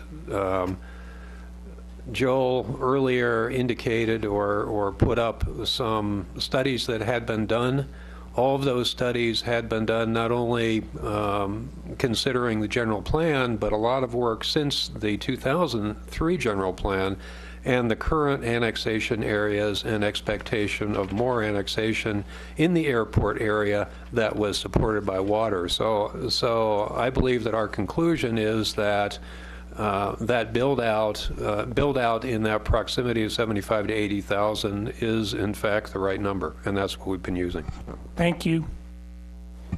Craig, maybe we could add also that we have utilized every supporting document there is. We've utilized the general plan. We've utilized zoning overlays for the city, potential zoning for future annexation areas. So we've used all those documents in order to support what our documents have concluded. Thank you. I just want to make sure that 5 years from now, whether it's some of the same council here or new council, they're not going to be sitting here having the same conversation, because guess what? We had other things happen. Well, and one other, I think maybe it's been mentioned, but one other moving part of this is the Big Chino project, and that availability, should it become available, has been factored into this analysis as well. One follow-up question, Joel. If we centralize and the plant is expanded, is there additional capacity on that site if in the future something significant changed and we saw additional growth north of the airport? The plant would be able to be expanded again. Yeah. Correct. What I'll show in a Thank you. Upcoming slide will address that as well. So we've listed the projects here and the costs, and the takeaway here is a $45 million option. And just moving on to the next slide, very similar slide that shows a schedule of those projects and their associated values. We have the same asterisks on this slide that show that we already have some of these projects within our 5-year CIP, and so we can begin to work on these. Depending on the direction we go, we can move forward with some of the initial projects. Once again, another similar slide for centralization, some advantages and disadvantages. And now we put the cost into perspective here. We have a smaller capital investment, $45 million versus $65 million. We remove the odor concerns associated with the treatment plant. Obviously, that is of concern to our adjacent neighbors. It's more of an appropriate land use by having the airport facility, having our treatment facility out in an industrial, commercial zoned area. And as Councilman Lozelle brought up, the expansion of that airport water reclamation facility was contemplated in design and construction. So we've set ourselves up to expand out there if need be. Joel, on the Sundog, so let's say we go with the centralized, and we keep the Sundog obviously for the I forget the term you use, but for the high peak time. Do you foresee any time soon? You talk about the odor issue. The odor issue is going to be there. It's just once we touch it, we're regulatory reasons we have to improve it. Is that correct? That is correct. So, having said that, currently as it sits, it can just be used for that, and we wouldn't be required right now, giving the regulatory reasons, we wouldn't have to invest any more money in that. Until we make a major amendment to that plant, we won't need to do anything for noise and odor. However, over the next 3 to 5 years, until we go either direction, we're still going to have to invest some monies in to keep that plant running and to keep. Well, I'm not talking M&R, thing like that, but because we put that pipe in, the EPA is not going to come in. Well, you connect a pipe to it. Now you've got to do all these other things to it. No, it will not impact the requirements of that facility. I think the other important thing that Joel mentioned is that with the Sundog nearing its capacity, there will be a day in the not too distant future when, if we get a building permit, we're not going to be able to approve it because we will not have capacity at that plant if it's in that south area of our sewage collection area. Joel, could you explain what you mean by provides opportunity for sustainable operations like solar and methane? Again, with the Sundog location, we're restricted to availability for land. At the airport facility, we have land that was purchased through the expansion project that is available for a potential solar project. Also, by centralizing, we will have the treatment of more wastewater there. Ultimately, through solids handling, solids treatment, there will be the ability through digestion for methane, as we have on the slide. through methane, then there's opportunities for cogeneration to generate our own power by burning the methane to operate the treatment plant, as well as solar. Don't we currently do that at the Sundog plant, but on a smaller scale? On a smaller scale, we're using methane to run our boilers, which ultimately heat the digesters, instead of purchasing natural gas to do that. Joel, question? We have some commitments for effluent out of the Sundog plant. If you move all of the other product to the airport, will there be capacity in this example to bring effluent back from the airport back to the area that we move it from now?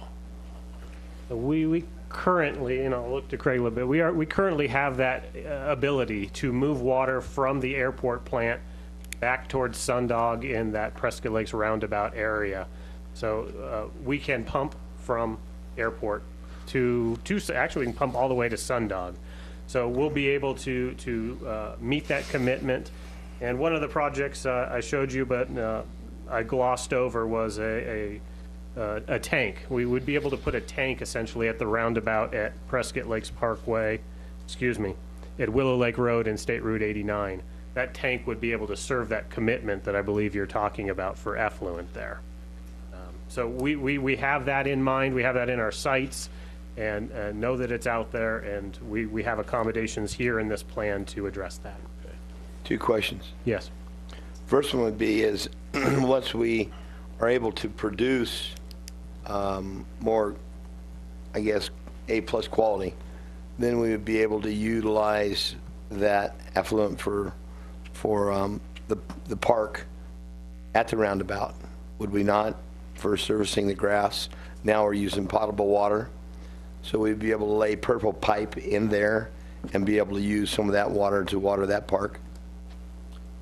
I'll answer it from the technical aspect of, once we are able to produce A+ quality effluent, the uses get more broad. Rather than putting on a restricted use area like the golf course, right, we would now be able to put it on an open restriction, a non-restricted, open access. Thank you. So we have flexibility. We could put it on a park. We have great flexibility then. It provides, yes, more outlets for that effluent. With the centralization of the Sundog plant, does that free up land mass for other uses to be used for the city? I mean, does that actually, per se, shrink that operation a little bit, or some of those ponds go away where we could utilize some of those grounds for our streets department or other departments to expand? And that is demonstrated on this slide. There's a bullet point, may provide marketable property along Prescott Lakes Parkway. We took a look at that site, and we have about 30 acres there now. As I mentioned earlier, it won't all go away because we'll still need an equalization basin. But, early estimates are we would have about 10 acres available there where the ponds currently exist now that could be used for other opportunities. I'm anxious to I know this is early on, but based upon the numbers I see, it really makes a case for centralization overall, based upon different uses that would be able to generate out of those land mass uses, water for park uses, as well as being able to maybe offset other treatment obligations we may have for our commercial endeavors at the airport. I think it's a huge plus.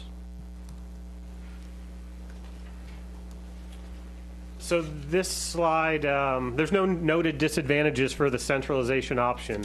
We tried to come up with some disadvantages, and perhaps you all can bring some out, but we just couldn't find anything readily evident that was a disadvantage. No, I was just going to say catastrophic event at one plant.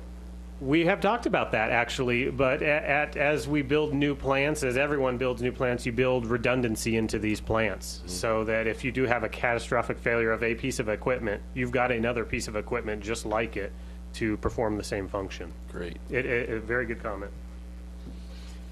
So that concludes our 2 options. As I indicated earlier, we're going to kind of bring this around to a summary of what these options look like, as well as jump into some findings and recommendations.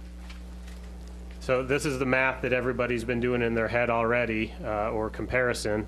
With the two-plant option, we're looking at about $65 million, plus the noted advantages and disadvantages. And the centralization option, we're looking at about $45 million.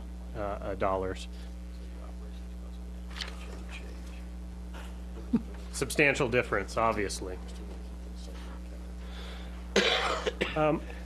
We didn't want to be nearsighted, so we took a look at okay, what are our near-term costs? And that's the $65 and $45 million. And if you can call near-term 75,000 people, that's how I'm going to use that word here. But it looks like the $45 million would last us till we reach about 75,000 people in our water service area. Obviously, that number can be impacted by conservation efforts, different water uses, but early estimates, that's where we're landing with our number. As you can tell, if we were to get above 75,000, as the city manager indicated, and we brought in Big Chino Water, we'd have to do another round of expansions, and that's what's listed in the third column as far as build-out capital costs. We did sum those up in the right-hand column. Once again, those are out in the very distant future, so they're hard to put a number on. But once again, every number that is in front of you today has come out of one of the three studies we have. So we have a certain level of confidence with those numbers. Jump into some findings. Centralization is the most cost-effective treatment method. Near-term and long-term will be more cost-efficient with the centralization option. As I indicated earlier, funding for some of these projects, at least the early projects in fiscal year 16 through 18, is already budgeted for in the recent rate and fee. It's budgeted in our capital improvement plan and was accounted for in the rate and impact fee study. And I've listed those projects there for the Sundog equalization as well as portions of the airport trunk main.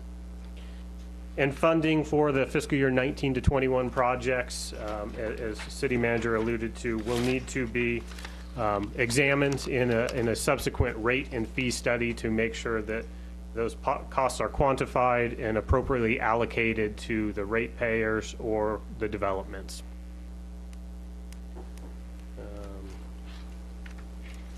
Joel, a question. Yes.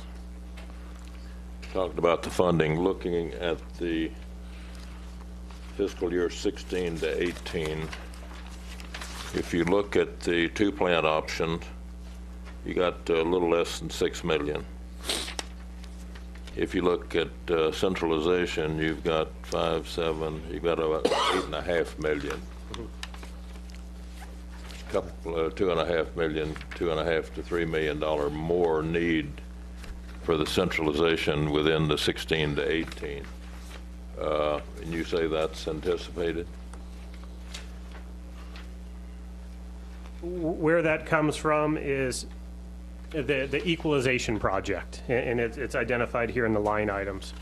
If we were to go to a centralized scenario, we have to build the same amount of equalization basin anyway. It comes down to the lift station.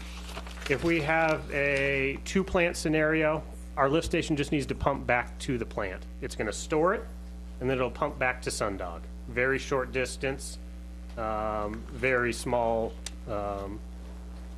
pressurized sewer main, very small pumps, relatively speaking. When we look at the centralized option, once again, same amount of storage, but the lift station gets bigger. We now have to pump from the Sundog plant up to 89 and over to the Watson Lake overlook. So that's where the cost differential comes from, is the infrastructure required to pump that water or sewage to the different locations. But you can fund it either way. We are currently funded for the $5.3 million, which is in our 5-year CIP, which is for the centralization plan. Although that doesn't commit us either way. That's where the difference in numbers comes from. Well, the centralization is about 8 point something. we are currently funded for the higher value of those two Okay. project groups. Okay. Okay. So if you did the 2 plant, you'd have money left over then? We'd be able to reallocate those monies towards a different project, Okay. yes. A few other findings is, we can certainly, at this point, we're not committed to either one of these options. We can shift our currently planned projects to support implementation of the centralization or the 2 plant, although our recommendation, which I'll get to in the next slide, is to go to a centralized option. As I've indicated here, and it touches back on Councilman Lamerson's question about how you pay for the projects, any new capacity that the city of Prescott will be building is eligible through the current impact fee legislation for a collection of impact fees. So through that analysis that the city manager was talking about, we do have the ability to collect impact fees for a portion of that new capacity. Okay, are we to assume then that we're going to pay cash as we go? No. When we say we're funded, what are you saying? We're saying they were part of the rate study, part of the impact fee study, which included projected future debt service and bond issues to do these projects. Either way, obviously with the centralization, when you get into building the plant, we'll be looking at more debt to fund that plant. And then that debt would be repaid through either rates or impact fees, depending on if it was new capacity or to replace existing capacity. So we're funded to the point that we could service the debt?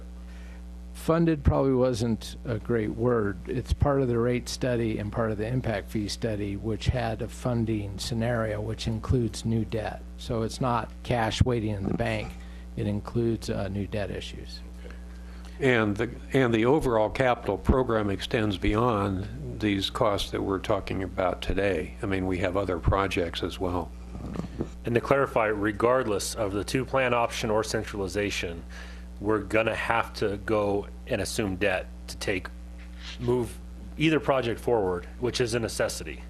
Absolutely, and if you'll remember from the study that we went through, we had a lot of debt issues in both the funds to meet these future capital needs. And as well to try to keep stability in our rates so that when we do large capital projects, we don't have big spikes and so forth. And on to the final slide before we open it up for any additional questions. Just staff recommendation, which I alluded to a few moments ago, is to move forward with the centralized treatment option. A couple of the steps that we need to do is shift our currently planned, and once again, maybe funded is the wrong word, but shift those monies toward projects to support the implementation of centralized treatment, and then engage consultants to not only begin designing some of these projects, but verify the revenue sources, as Mark was talking about, necessary to implement these centralized projects. So with that, that's all I have for my presentation, and I'd like to open it up to any questions. Mayor?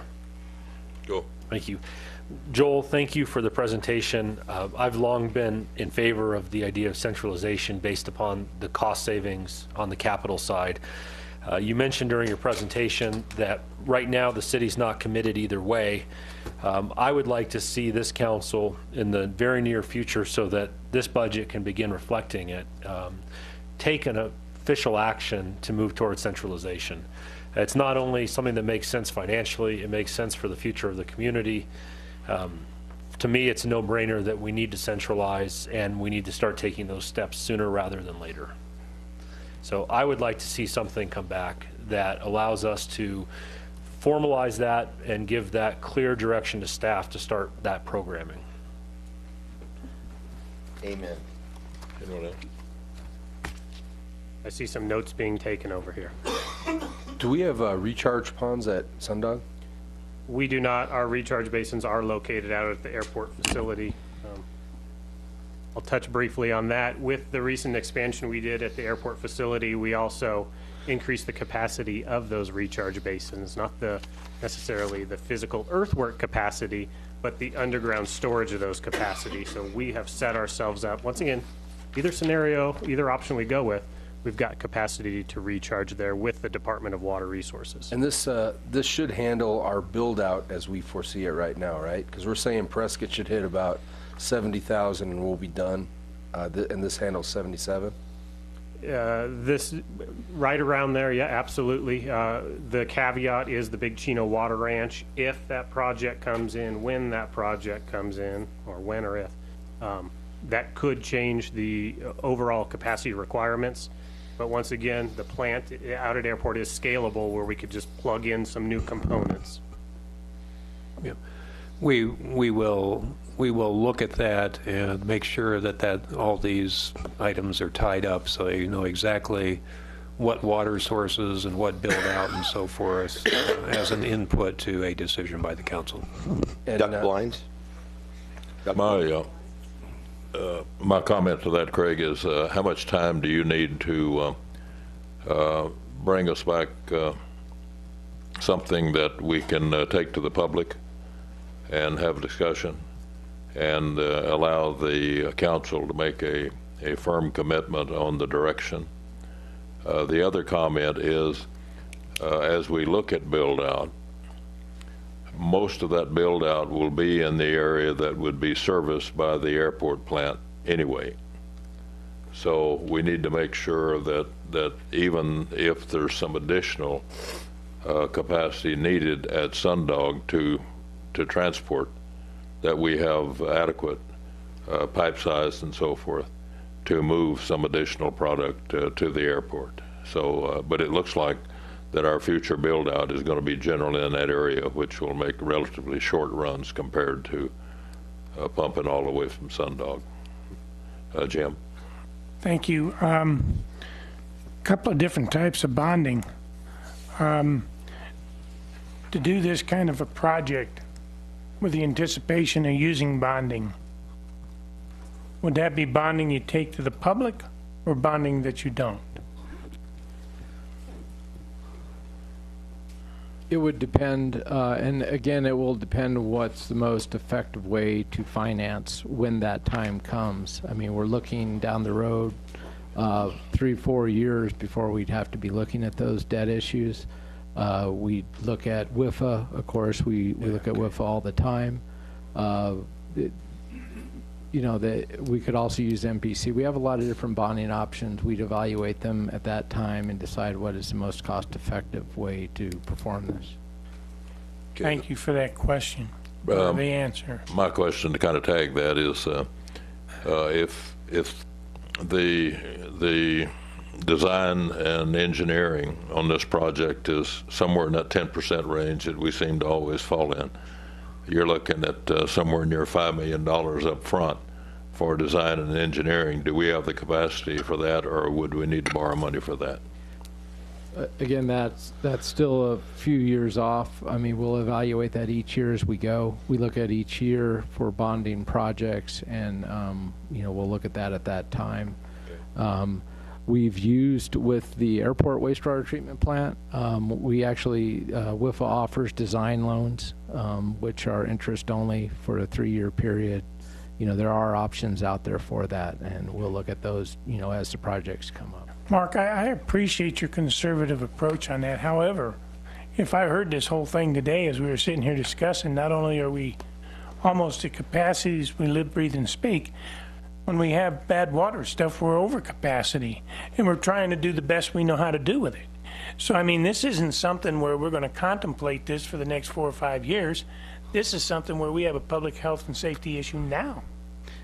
Absolutely right, Councilman. As Joel pointed out, we're not waiting 3 or 4 years to start. We have projects starting next year that will be moving towards this. So we are moving, but it's not a 1-year project. Joel, in this conversation, this overcapacity that we're observing now, the infiltration taking us to 10 million, what would happen to that same situation if we were in one plant? Would we have to move that much product to the airport that we are now accepting? I've mentioned a project, Sundog Equalization. We'll build that project no matter which direction we go. That's essentially a big basin, a big pond, that when we have storm inflows, high flows, we'll be able to take that sewage, store it in a pond, and then as flows subside, we'll be able to meter that flow or that stored volume back through our treatment plant or to the airport treatment plant to be treated effectively. So we don't need to size our treatment plant for an event that happens a couple times a year. We'll size it appropriately, but have storage for these peak flow events. But you're still going to have to move all that product to the Correct. airport. But rather than moving, say, 10 million gallons a day, we can move a couple million gallons over the course of several days. Anybody else? No, I just want to thank Henry and the guys. You know, very seldom do we ever see what they do out there. And yesterday I happened to be out at Pleasant Valley with the water raging through the water bed there. And our guys were out there with inner tubes and a vac truck cleaning out sewer pipes to help with that flow. And I would think at some point in time those manholes, as long as they're going to continue to be in a creek bed, need to be raised so we don't continually have some of these problems. So looking upstream, so to speak, I'm sure there's some issues that we can correct there as well. But I did want to thank those guys. I mean, as hard as it was raining and that water was rushing, they're in wetsuits with a vac truck in the middle of the creek trying to make Prescott a better place to live. I got to commend them. Yeah, they were out there fishing last night. Mark, how long would we take to pay off the WIFA loan if we got one of those to handle this? Would that be a 10-year, 20-year, 30? For the wastewater treatment plant expansion? Oh, it'd at least be a 20. I mean, again, we'll evaluate the markets at the time. You know, wastewater treatment plant that's going to meet capacity needs for the next 50 years doesn't need to be, you know, paid for over a 10-year period if rates are favorable. So, you know, we'll look at what is best at the time. Could be 10, it'd be at least be 20. It could be 30. During our last rate setting process, all the debt that we looked at was assuming a 20-year repayment cycle. I just did a real quick math thing here, which you probably love to hear from someone that doesn't know how to do math. But, you know, even if we did that now and we did it over 10 years, spread out over the 18,000 customers we got now, it'd be $20 a month. So you figure spread that to 20 years, then you're looking at 10, then you add in impact fees. I mean, really, over the long haul, by doing it, it could be a pretty small impact to get this improvement. And that's the goal, of course, is to minimize the cost to the citizens, but provide the assets. Okay. Anything else? Good. Thank you very much, Council. Behind you, there's a fellow that dying to get to the microphone. Yeah. Thank you, Mayor. Joel and Craig, thank you very much. Great job. We really appreciate your support and the answer to the question, when can we come before you with an agenda item for your direction? I think that's easy. We can do it in 2 or 3 weeks. Mayor, with your permission, before I say that, yesterday, Craig, Joel, and I were practicing this presentation today. We're talking about numbers, people, 70,000, 75,000. I like to have it more simplified. You know, in airport plan, we have phases 1, 2, 3, 4. Phase 1 is the one we just completed. We are talking about phase 2. Frankly, phase 2 is it for me. It's going to be 40, 45, 50 years before we need to go to phase 3. I just want to mention that. It's easier to understand before we need to go to phase 3. I won't be here. Charlie probably would be here. But with your permission, Mayor, I'd like to acknowledge one staff member that has been with us for a long time. Probably he knows more about our water and wastewater system than anybody else in the city, and that's Craig Dossett. If I can ask Craig to join me here. You know, Craig is right in the center of really our treatment plant at the airport. Great knowledge, great experience, great help. He has decided to leave the city. This Friday is his last day. I just want to thank him for all the good service that he has provided to the city and to our department. Yeah. Well, wait a minute, wait. Before we do that, I thought a part of this deal was if we're looking at another 20 years of work, that he cancel the event that's going to happen Friday so that we can continue on with the work in process. I certainly agree, Mayor. We have much time between now and Friday to talk him out of it. Okay. But Well, why don't we schedule him for in the morning, and three of us will be ready to visit, yeah. And Mayor, along those lines, this is an example of somebody that the public doesn't get to see often. And since I've been on the council, he has been available and answered every single question, toured every facility that we've wanted to see. So we're sorry to see you go, but I definitely think he deserves another round of applause from all of us.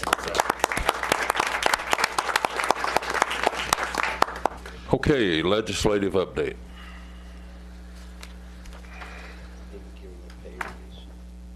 Mayor and Council, the item that you've all been waiting for tonight is the legislative update. We are in the 51st day of the legislative session.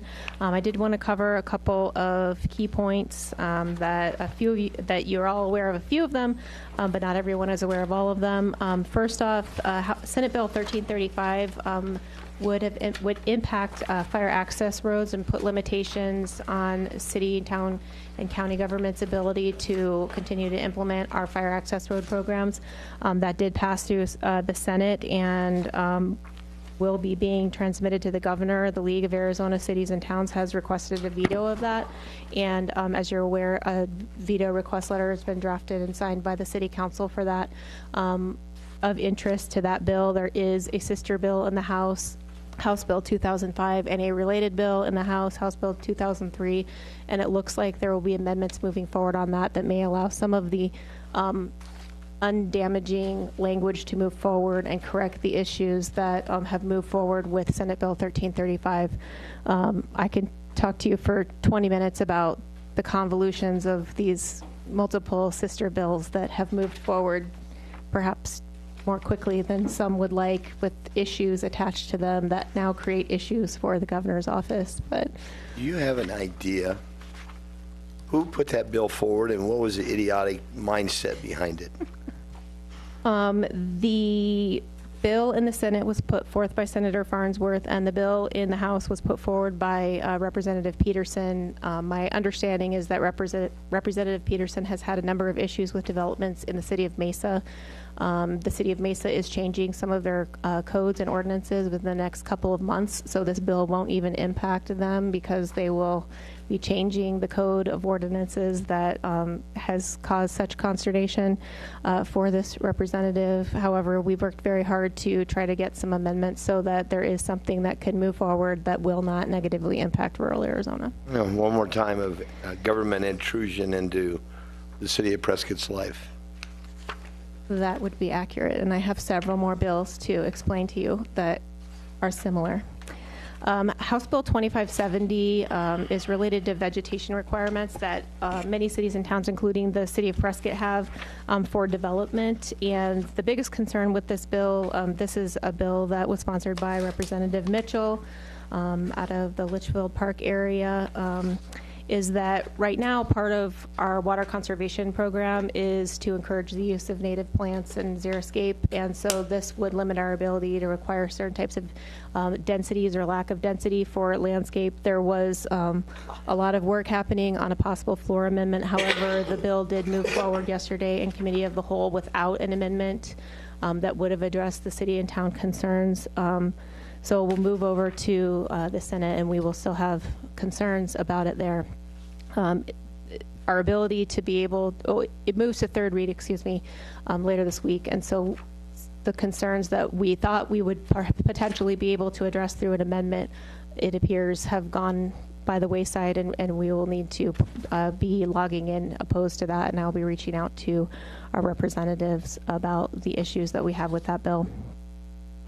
I brought up House Bill 2008 last time, fireworks, which just further convolutes the use and sale of fireworks all across Arizona in cities and towns. And the position of this and prior councils has been in the past that really what we need to be able to do is go back to the rules in the mid to late 2000s that were in place, which allowed a cities, towns, and counties to regulate both the sale and use of fireworks year-round. not just based on stage 1 fire restrictions, and did not require any carve-outs to allow the use during specific time, use or sale during specific times of the year. It's too confusing and it's too dangerous to really allow those carve-outs or to agree in any way with those types of carve-outs. House Bill 2254, residential lease, also sponsored by Mitchell, so far has not moved forward. It appears that that may be due to the lack of positive votes for it. So it may not move forward to a final vote, and that is what we would hope. As I've mentioned multiple times, the impact of that bill upon full implementation is $1.12 million to the city of Prescott alone, over $87 million to cities and towns across Arizona. And Allison, on that one, my understanding is there's a significant amount of opposition within the House. Quite a few pushed for it to be held, and if they can keep that number high, it's not going to go anywhere. And that would be the hope. We will keep watching in case there's any change to that or funny business, as we say down in Phoenix. Senate Bill 1079, solid waste collection, multifamily housing. Mitchell is also a sponsor on this bill, as well as Griffin and McGuire. That was held in House Energy yesterday, so there may be something in the works there to address concerns that cities and towns have about carving out multifamily housing and putting that into commercial class of solid waste collection. Finally, I just would point out that House Bill 2324, intergovernmental agreements, looks like it will continue to move forward. There's a little stalling. It's in Senate government this Wednesday, and that would allow us to properly address the indemnity that ADOT has been requiring on many of the contracts that they actually manage and construct for us, but require us to indemnify them for. House Bill 2253, the mayor and I had discussed with County Assessor Pam Pearsall, which would move the property tax assessment to a 1-year cycle, just so that property tax assessments are updated annually, and the assessment that you get is the same assessment that your tax is for that year. That moved forward today out of off the floor. And then finally, House Bill 2563, Health Facility Substance Abuse Recovery, which is sponsored by our own representative, Noel Campbell. It appears that amendment language will be ready for this week, and that is very important because it needs to move forward at Committee of the Whole with an amendment. We did have a very successful stakeholder meeting at the Capitol last week that was organized by Representative Campbell and also facilitated by John Allen, the chairman of the Children and Family Affairs Committee. Councilman Arnold, Mayor Pro Tem Cucigno, and Mayor Kirkendall, as well as City Attorney and representatives from the Police Department, went down and discussed with a variety of stakeholders, the Council for Human Services, the Arizona Recovery Housing Association, Foster Care Association, Northern Arizona Behavioral Health Authority, and multiple other stakeholders, as well as some legislators, some amendments, and there was a lot of agreement in the room on things that can be done to keep the bill moving forward, and to require licensing of facilities that also work with another licensed provider to provide intensive outpatient or outpatient treatment plans and active treatment of their residents, as well as a registration process for sober living homes that don't provide any treatment. So I think that was very positive, and we should see that moving forward this week. Beautiful. And Karen's bill, which had a bill in the Senate, passed and was signed by the governor on TPT. Yes, I thought I mentioned that last time, so I didn't want to repeat it. But yes, actually the sister bill in the Senate was what moved forward, but they had the exact same language, and so that was approved. And I believe there's a 30 or 60-day waiting period to make sure that all of the information goes out for the contract, a grace period essentially. And so the details are moving forward, being provided to the affected industry, the contractors primarily. And we should be good to go moving forward with that new language. Be sure to thank Karen for us. That was a very positive bill to get passed. It definitely was. That would have been a very big impact to all of rural Arizona, but a big impact to Prescott. Thank you.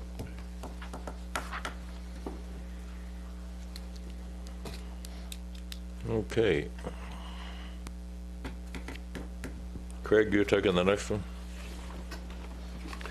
Mayor and Council, next item on the agenda, 2A, is entitled Fiscal Year 16 and Subsequent Budgets, Council Discussion, Direction, Possible Action.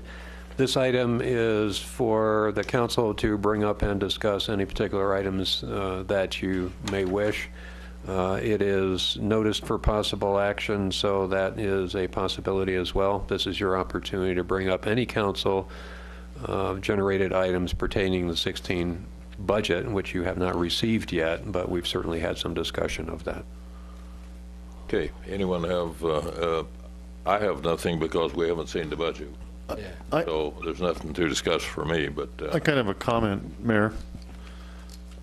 Last time we talked about several different options, whether it be efficiencies in our fee system, possible going to the public for a tax increase or subsidy through the tax increase. Just paying attention to the landscape right now in our area, and I brought this up before, we need to have an A, B, C plan, because as we get closer to the end of this budget process and we determine that, okay, let's say we have to, the only way out of this, or the way we're proceeding, is we'd like to go to the public for a tax increase.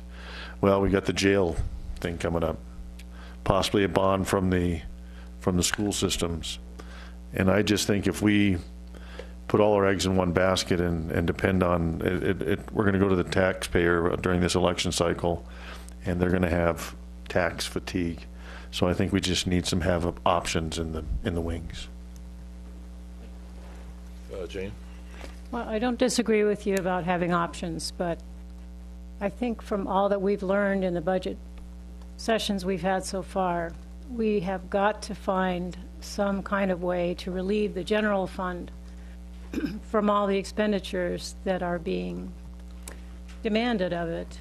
Some unknown yet to be determined from the state. We still don't know what's going to be the final outcome of legislation. We know that the public safety retirement system contributions are going to be increasing over the next 4 years, for sure.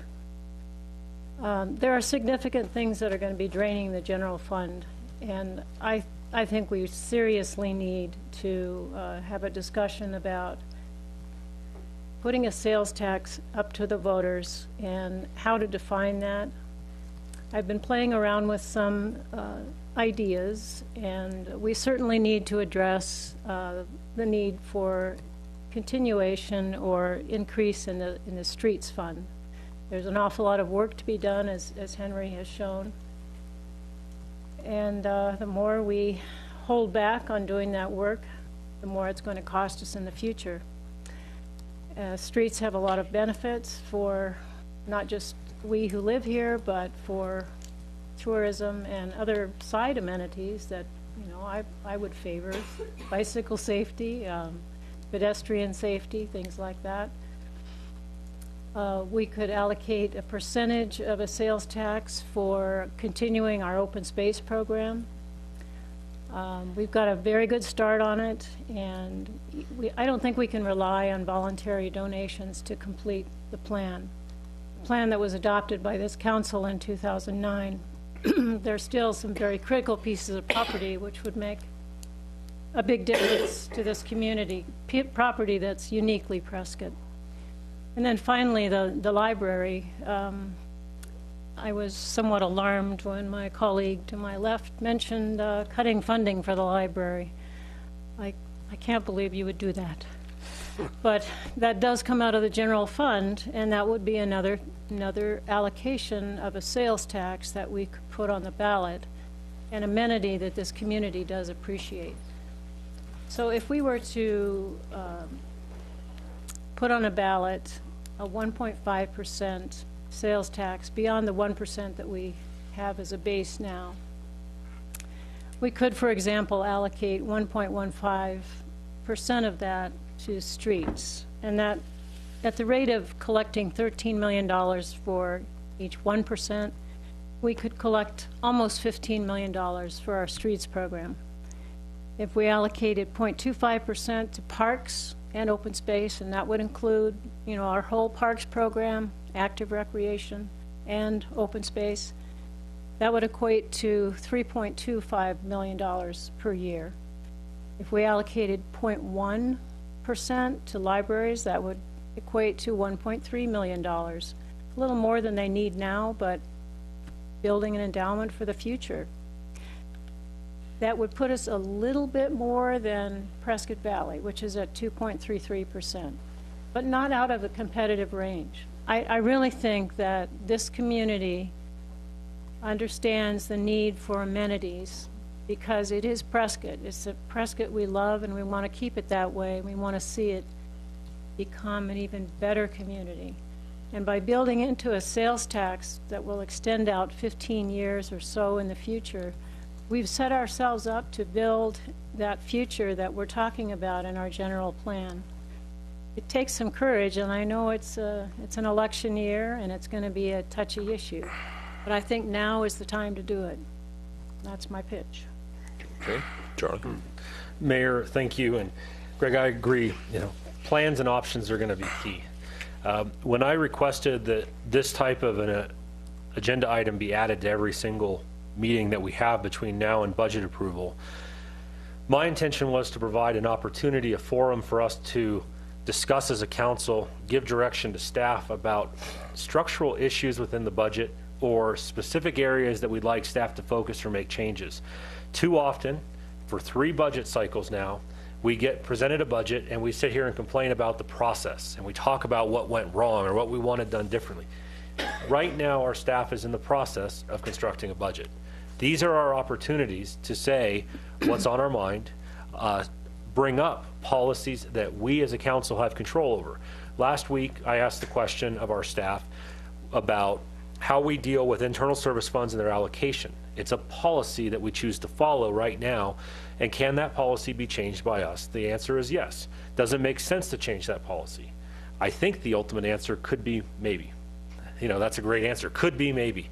But I need to hear back from our staff on specific items like that, because if that's going to be a structural policy change, it would be better for our staff to know that now than wait until they present a budget to us, and then we have a limited window of time to go and make those types of changes. I would like to just give a FYI that I will have a presentation at the next council meeting in which I'll outline roughly 20 areas that I'd like staff to focus, either an all-out change, a significant change, or an elimination of parts of our budget that we currently have. I think that we miss an opportunity if we don't put that out, discuss it, and give direction. Some of my ideas may not go anywhere. Some of them may have all of your support. But we have an opportunity that hasn't been here before. We need to take advantage of it, work with our staff to craft a budget. I'm worried about not just this budget, but next year's budget is going to be a nightmare. And whomever the 7 that are sitting here is going to have major challenges, and we need to be taking proactive steps today. And so that's the purpose behind this. I hope that as we go into the next one, folks will have the opportunity to bring questions to the table, ideas to the table, so that we can get a budget we can get behind, instead of a budget that we're going to fight over when it's all said and done. So along those lines, a few questions that I would like to have answered by staff.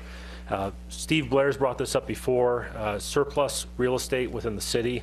I'd like to understand how we're holding the real estate, if it's assigned to an enterprise fund, specific department, the city as a whole.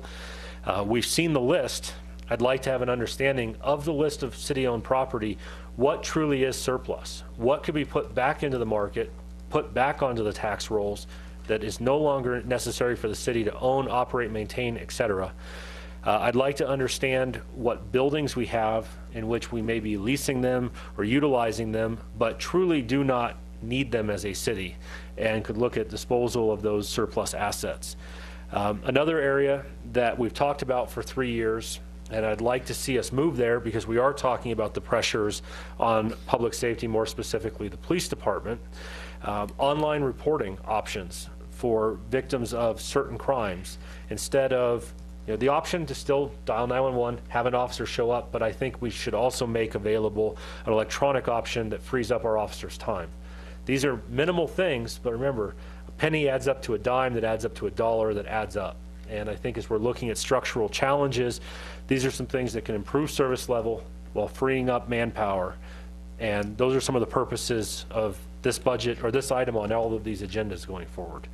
Like I said, next week I'll have roughly 20 on a presentation I'd like to go through. I will make it brief, Mayor. I know I can get long-winded sometimes, but I'll make it as brief as possible. There are things I'd like to have answered and get direction to staff on whether or not we want to pursue them. Thank you. Okay. Yeah, Mayor, I just wanted to speak with to Jean's point. I think everything she said had merit, but before we ask the taxpayer for a single dime, I think we need to be very exact on what they're going to get for that dime. You know, when Public Works showed us what we needed for the roads, we know exactly from the presentation, if the 0.25 falls off and we do nothing about it, this is what our roads will be like in 10 years from now. This is what they'll be like today. If we fund it at the current level at 1%, this is what we'll have in 10 years, this is what we'll have today. And if we bump that by 0.25, what we'll have. And it was very clear, and I think anytime we go to the voters, they're going to want to see exactly what they spend their money on, and that increases the success of what we go for. And, you know, there's going to be needs if there's needs in the library, if there's needs in public safety, I think we have to just really spell that out, be very crystal clear, and not be temporary in any of our fixes. I think we need to not feel the pressure come off for future councils even down the road. You'll get some breathing room if you put in a new tax, but a new tax is not a solution to the problems, the major problems that we're facing. And I know I'm repeating myself, but it had to be said again. I'm going to guess add something else. What we're talking about, whether it be a tax, putting some pit bulls down in the state, getting the reforms for the retirement program. Allison, when will we know about the rental tax, if that goes through or not? If it doesn't move through this week, it would not have gotten out of the House of Origin. So we should have a So in a pretty couple good weeks, sense, we'll know unless- if we're going to be dinked more money, possible revenue impacts. And if, should have a pretty good sense fairly soon. Okay. That does not mean it won't come back next year. okay. Well, I guess what the point I'm getting to is the retirement's not going to be happening between July 1st. The tax is not going to happen before July 1st, or the possible tax. We have to have a budget that's going to, we're going to have a shortfall. So I'm looking forward to Charlie's presentation. Yeah.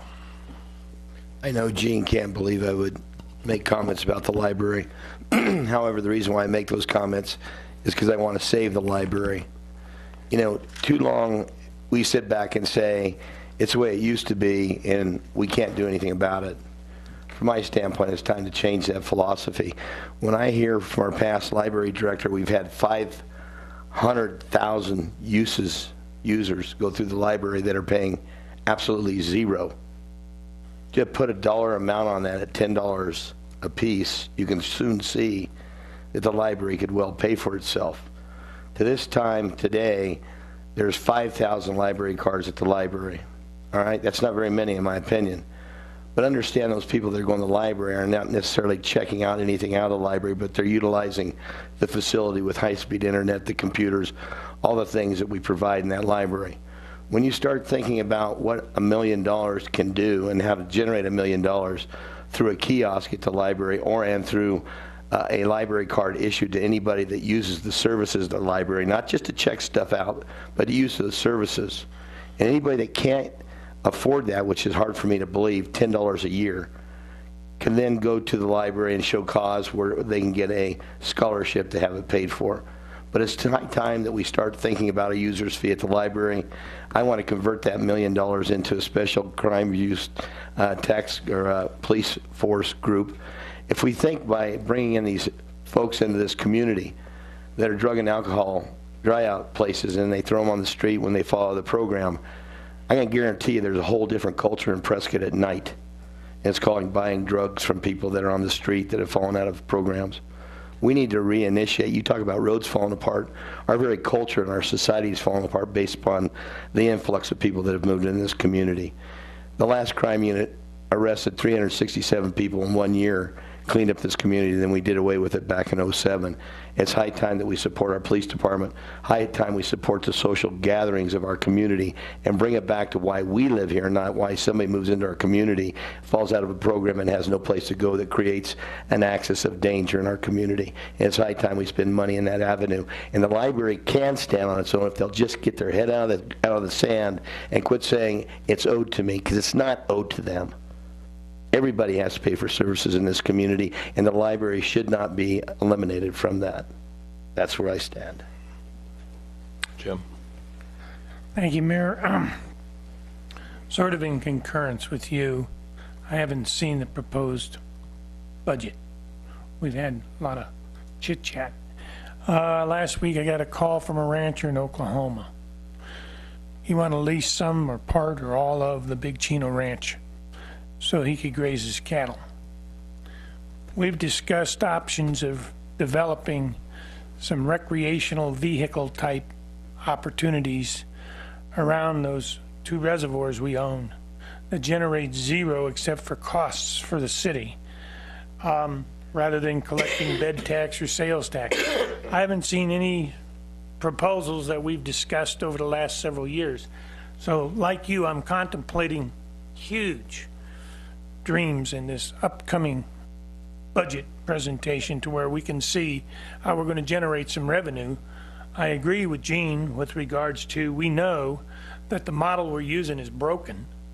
We know that we can't rely solely on bed tax or on sales tax to run your police and your fire and your roads and everything else in this city, but we're not using to the highest and best degree that we can some of the assets we have, which includes some of the real estate that we own that just sits fallow. While I realize we don't get any property tax per se because that goes to the school systems, etc., but we do have real estate here that can be used differently than what it's being used. I haven't seen any proposals on how to use that dirt differently than what's being done today. And what's being done today isn't helping at all. So until I see that, I can tell you I'm not really positive on a budget right now. So.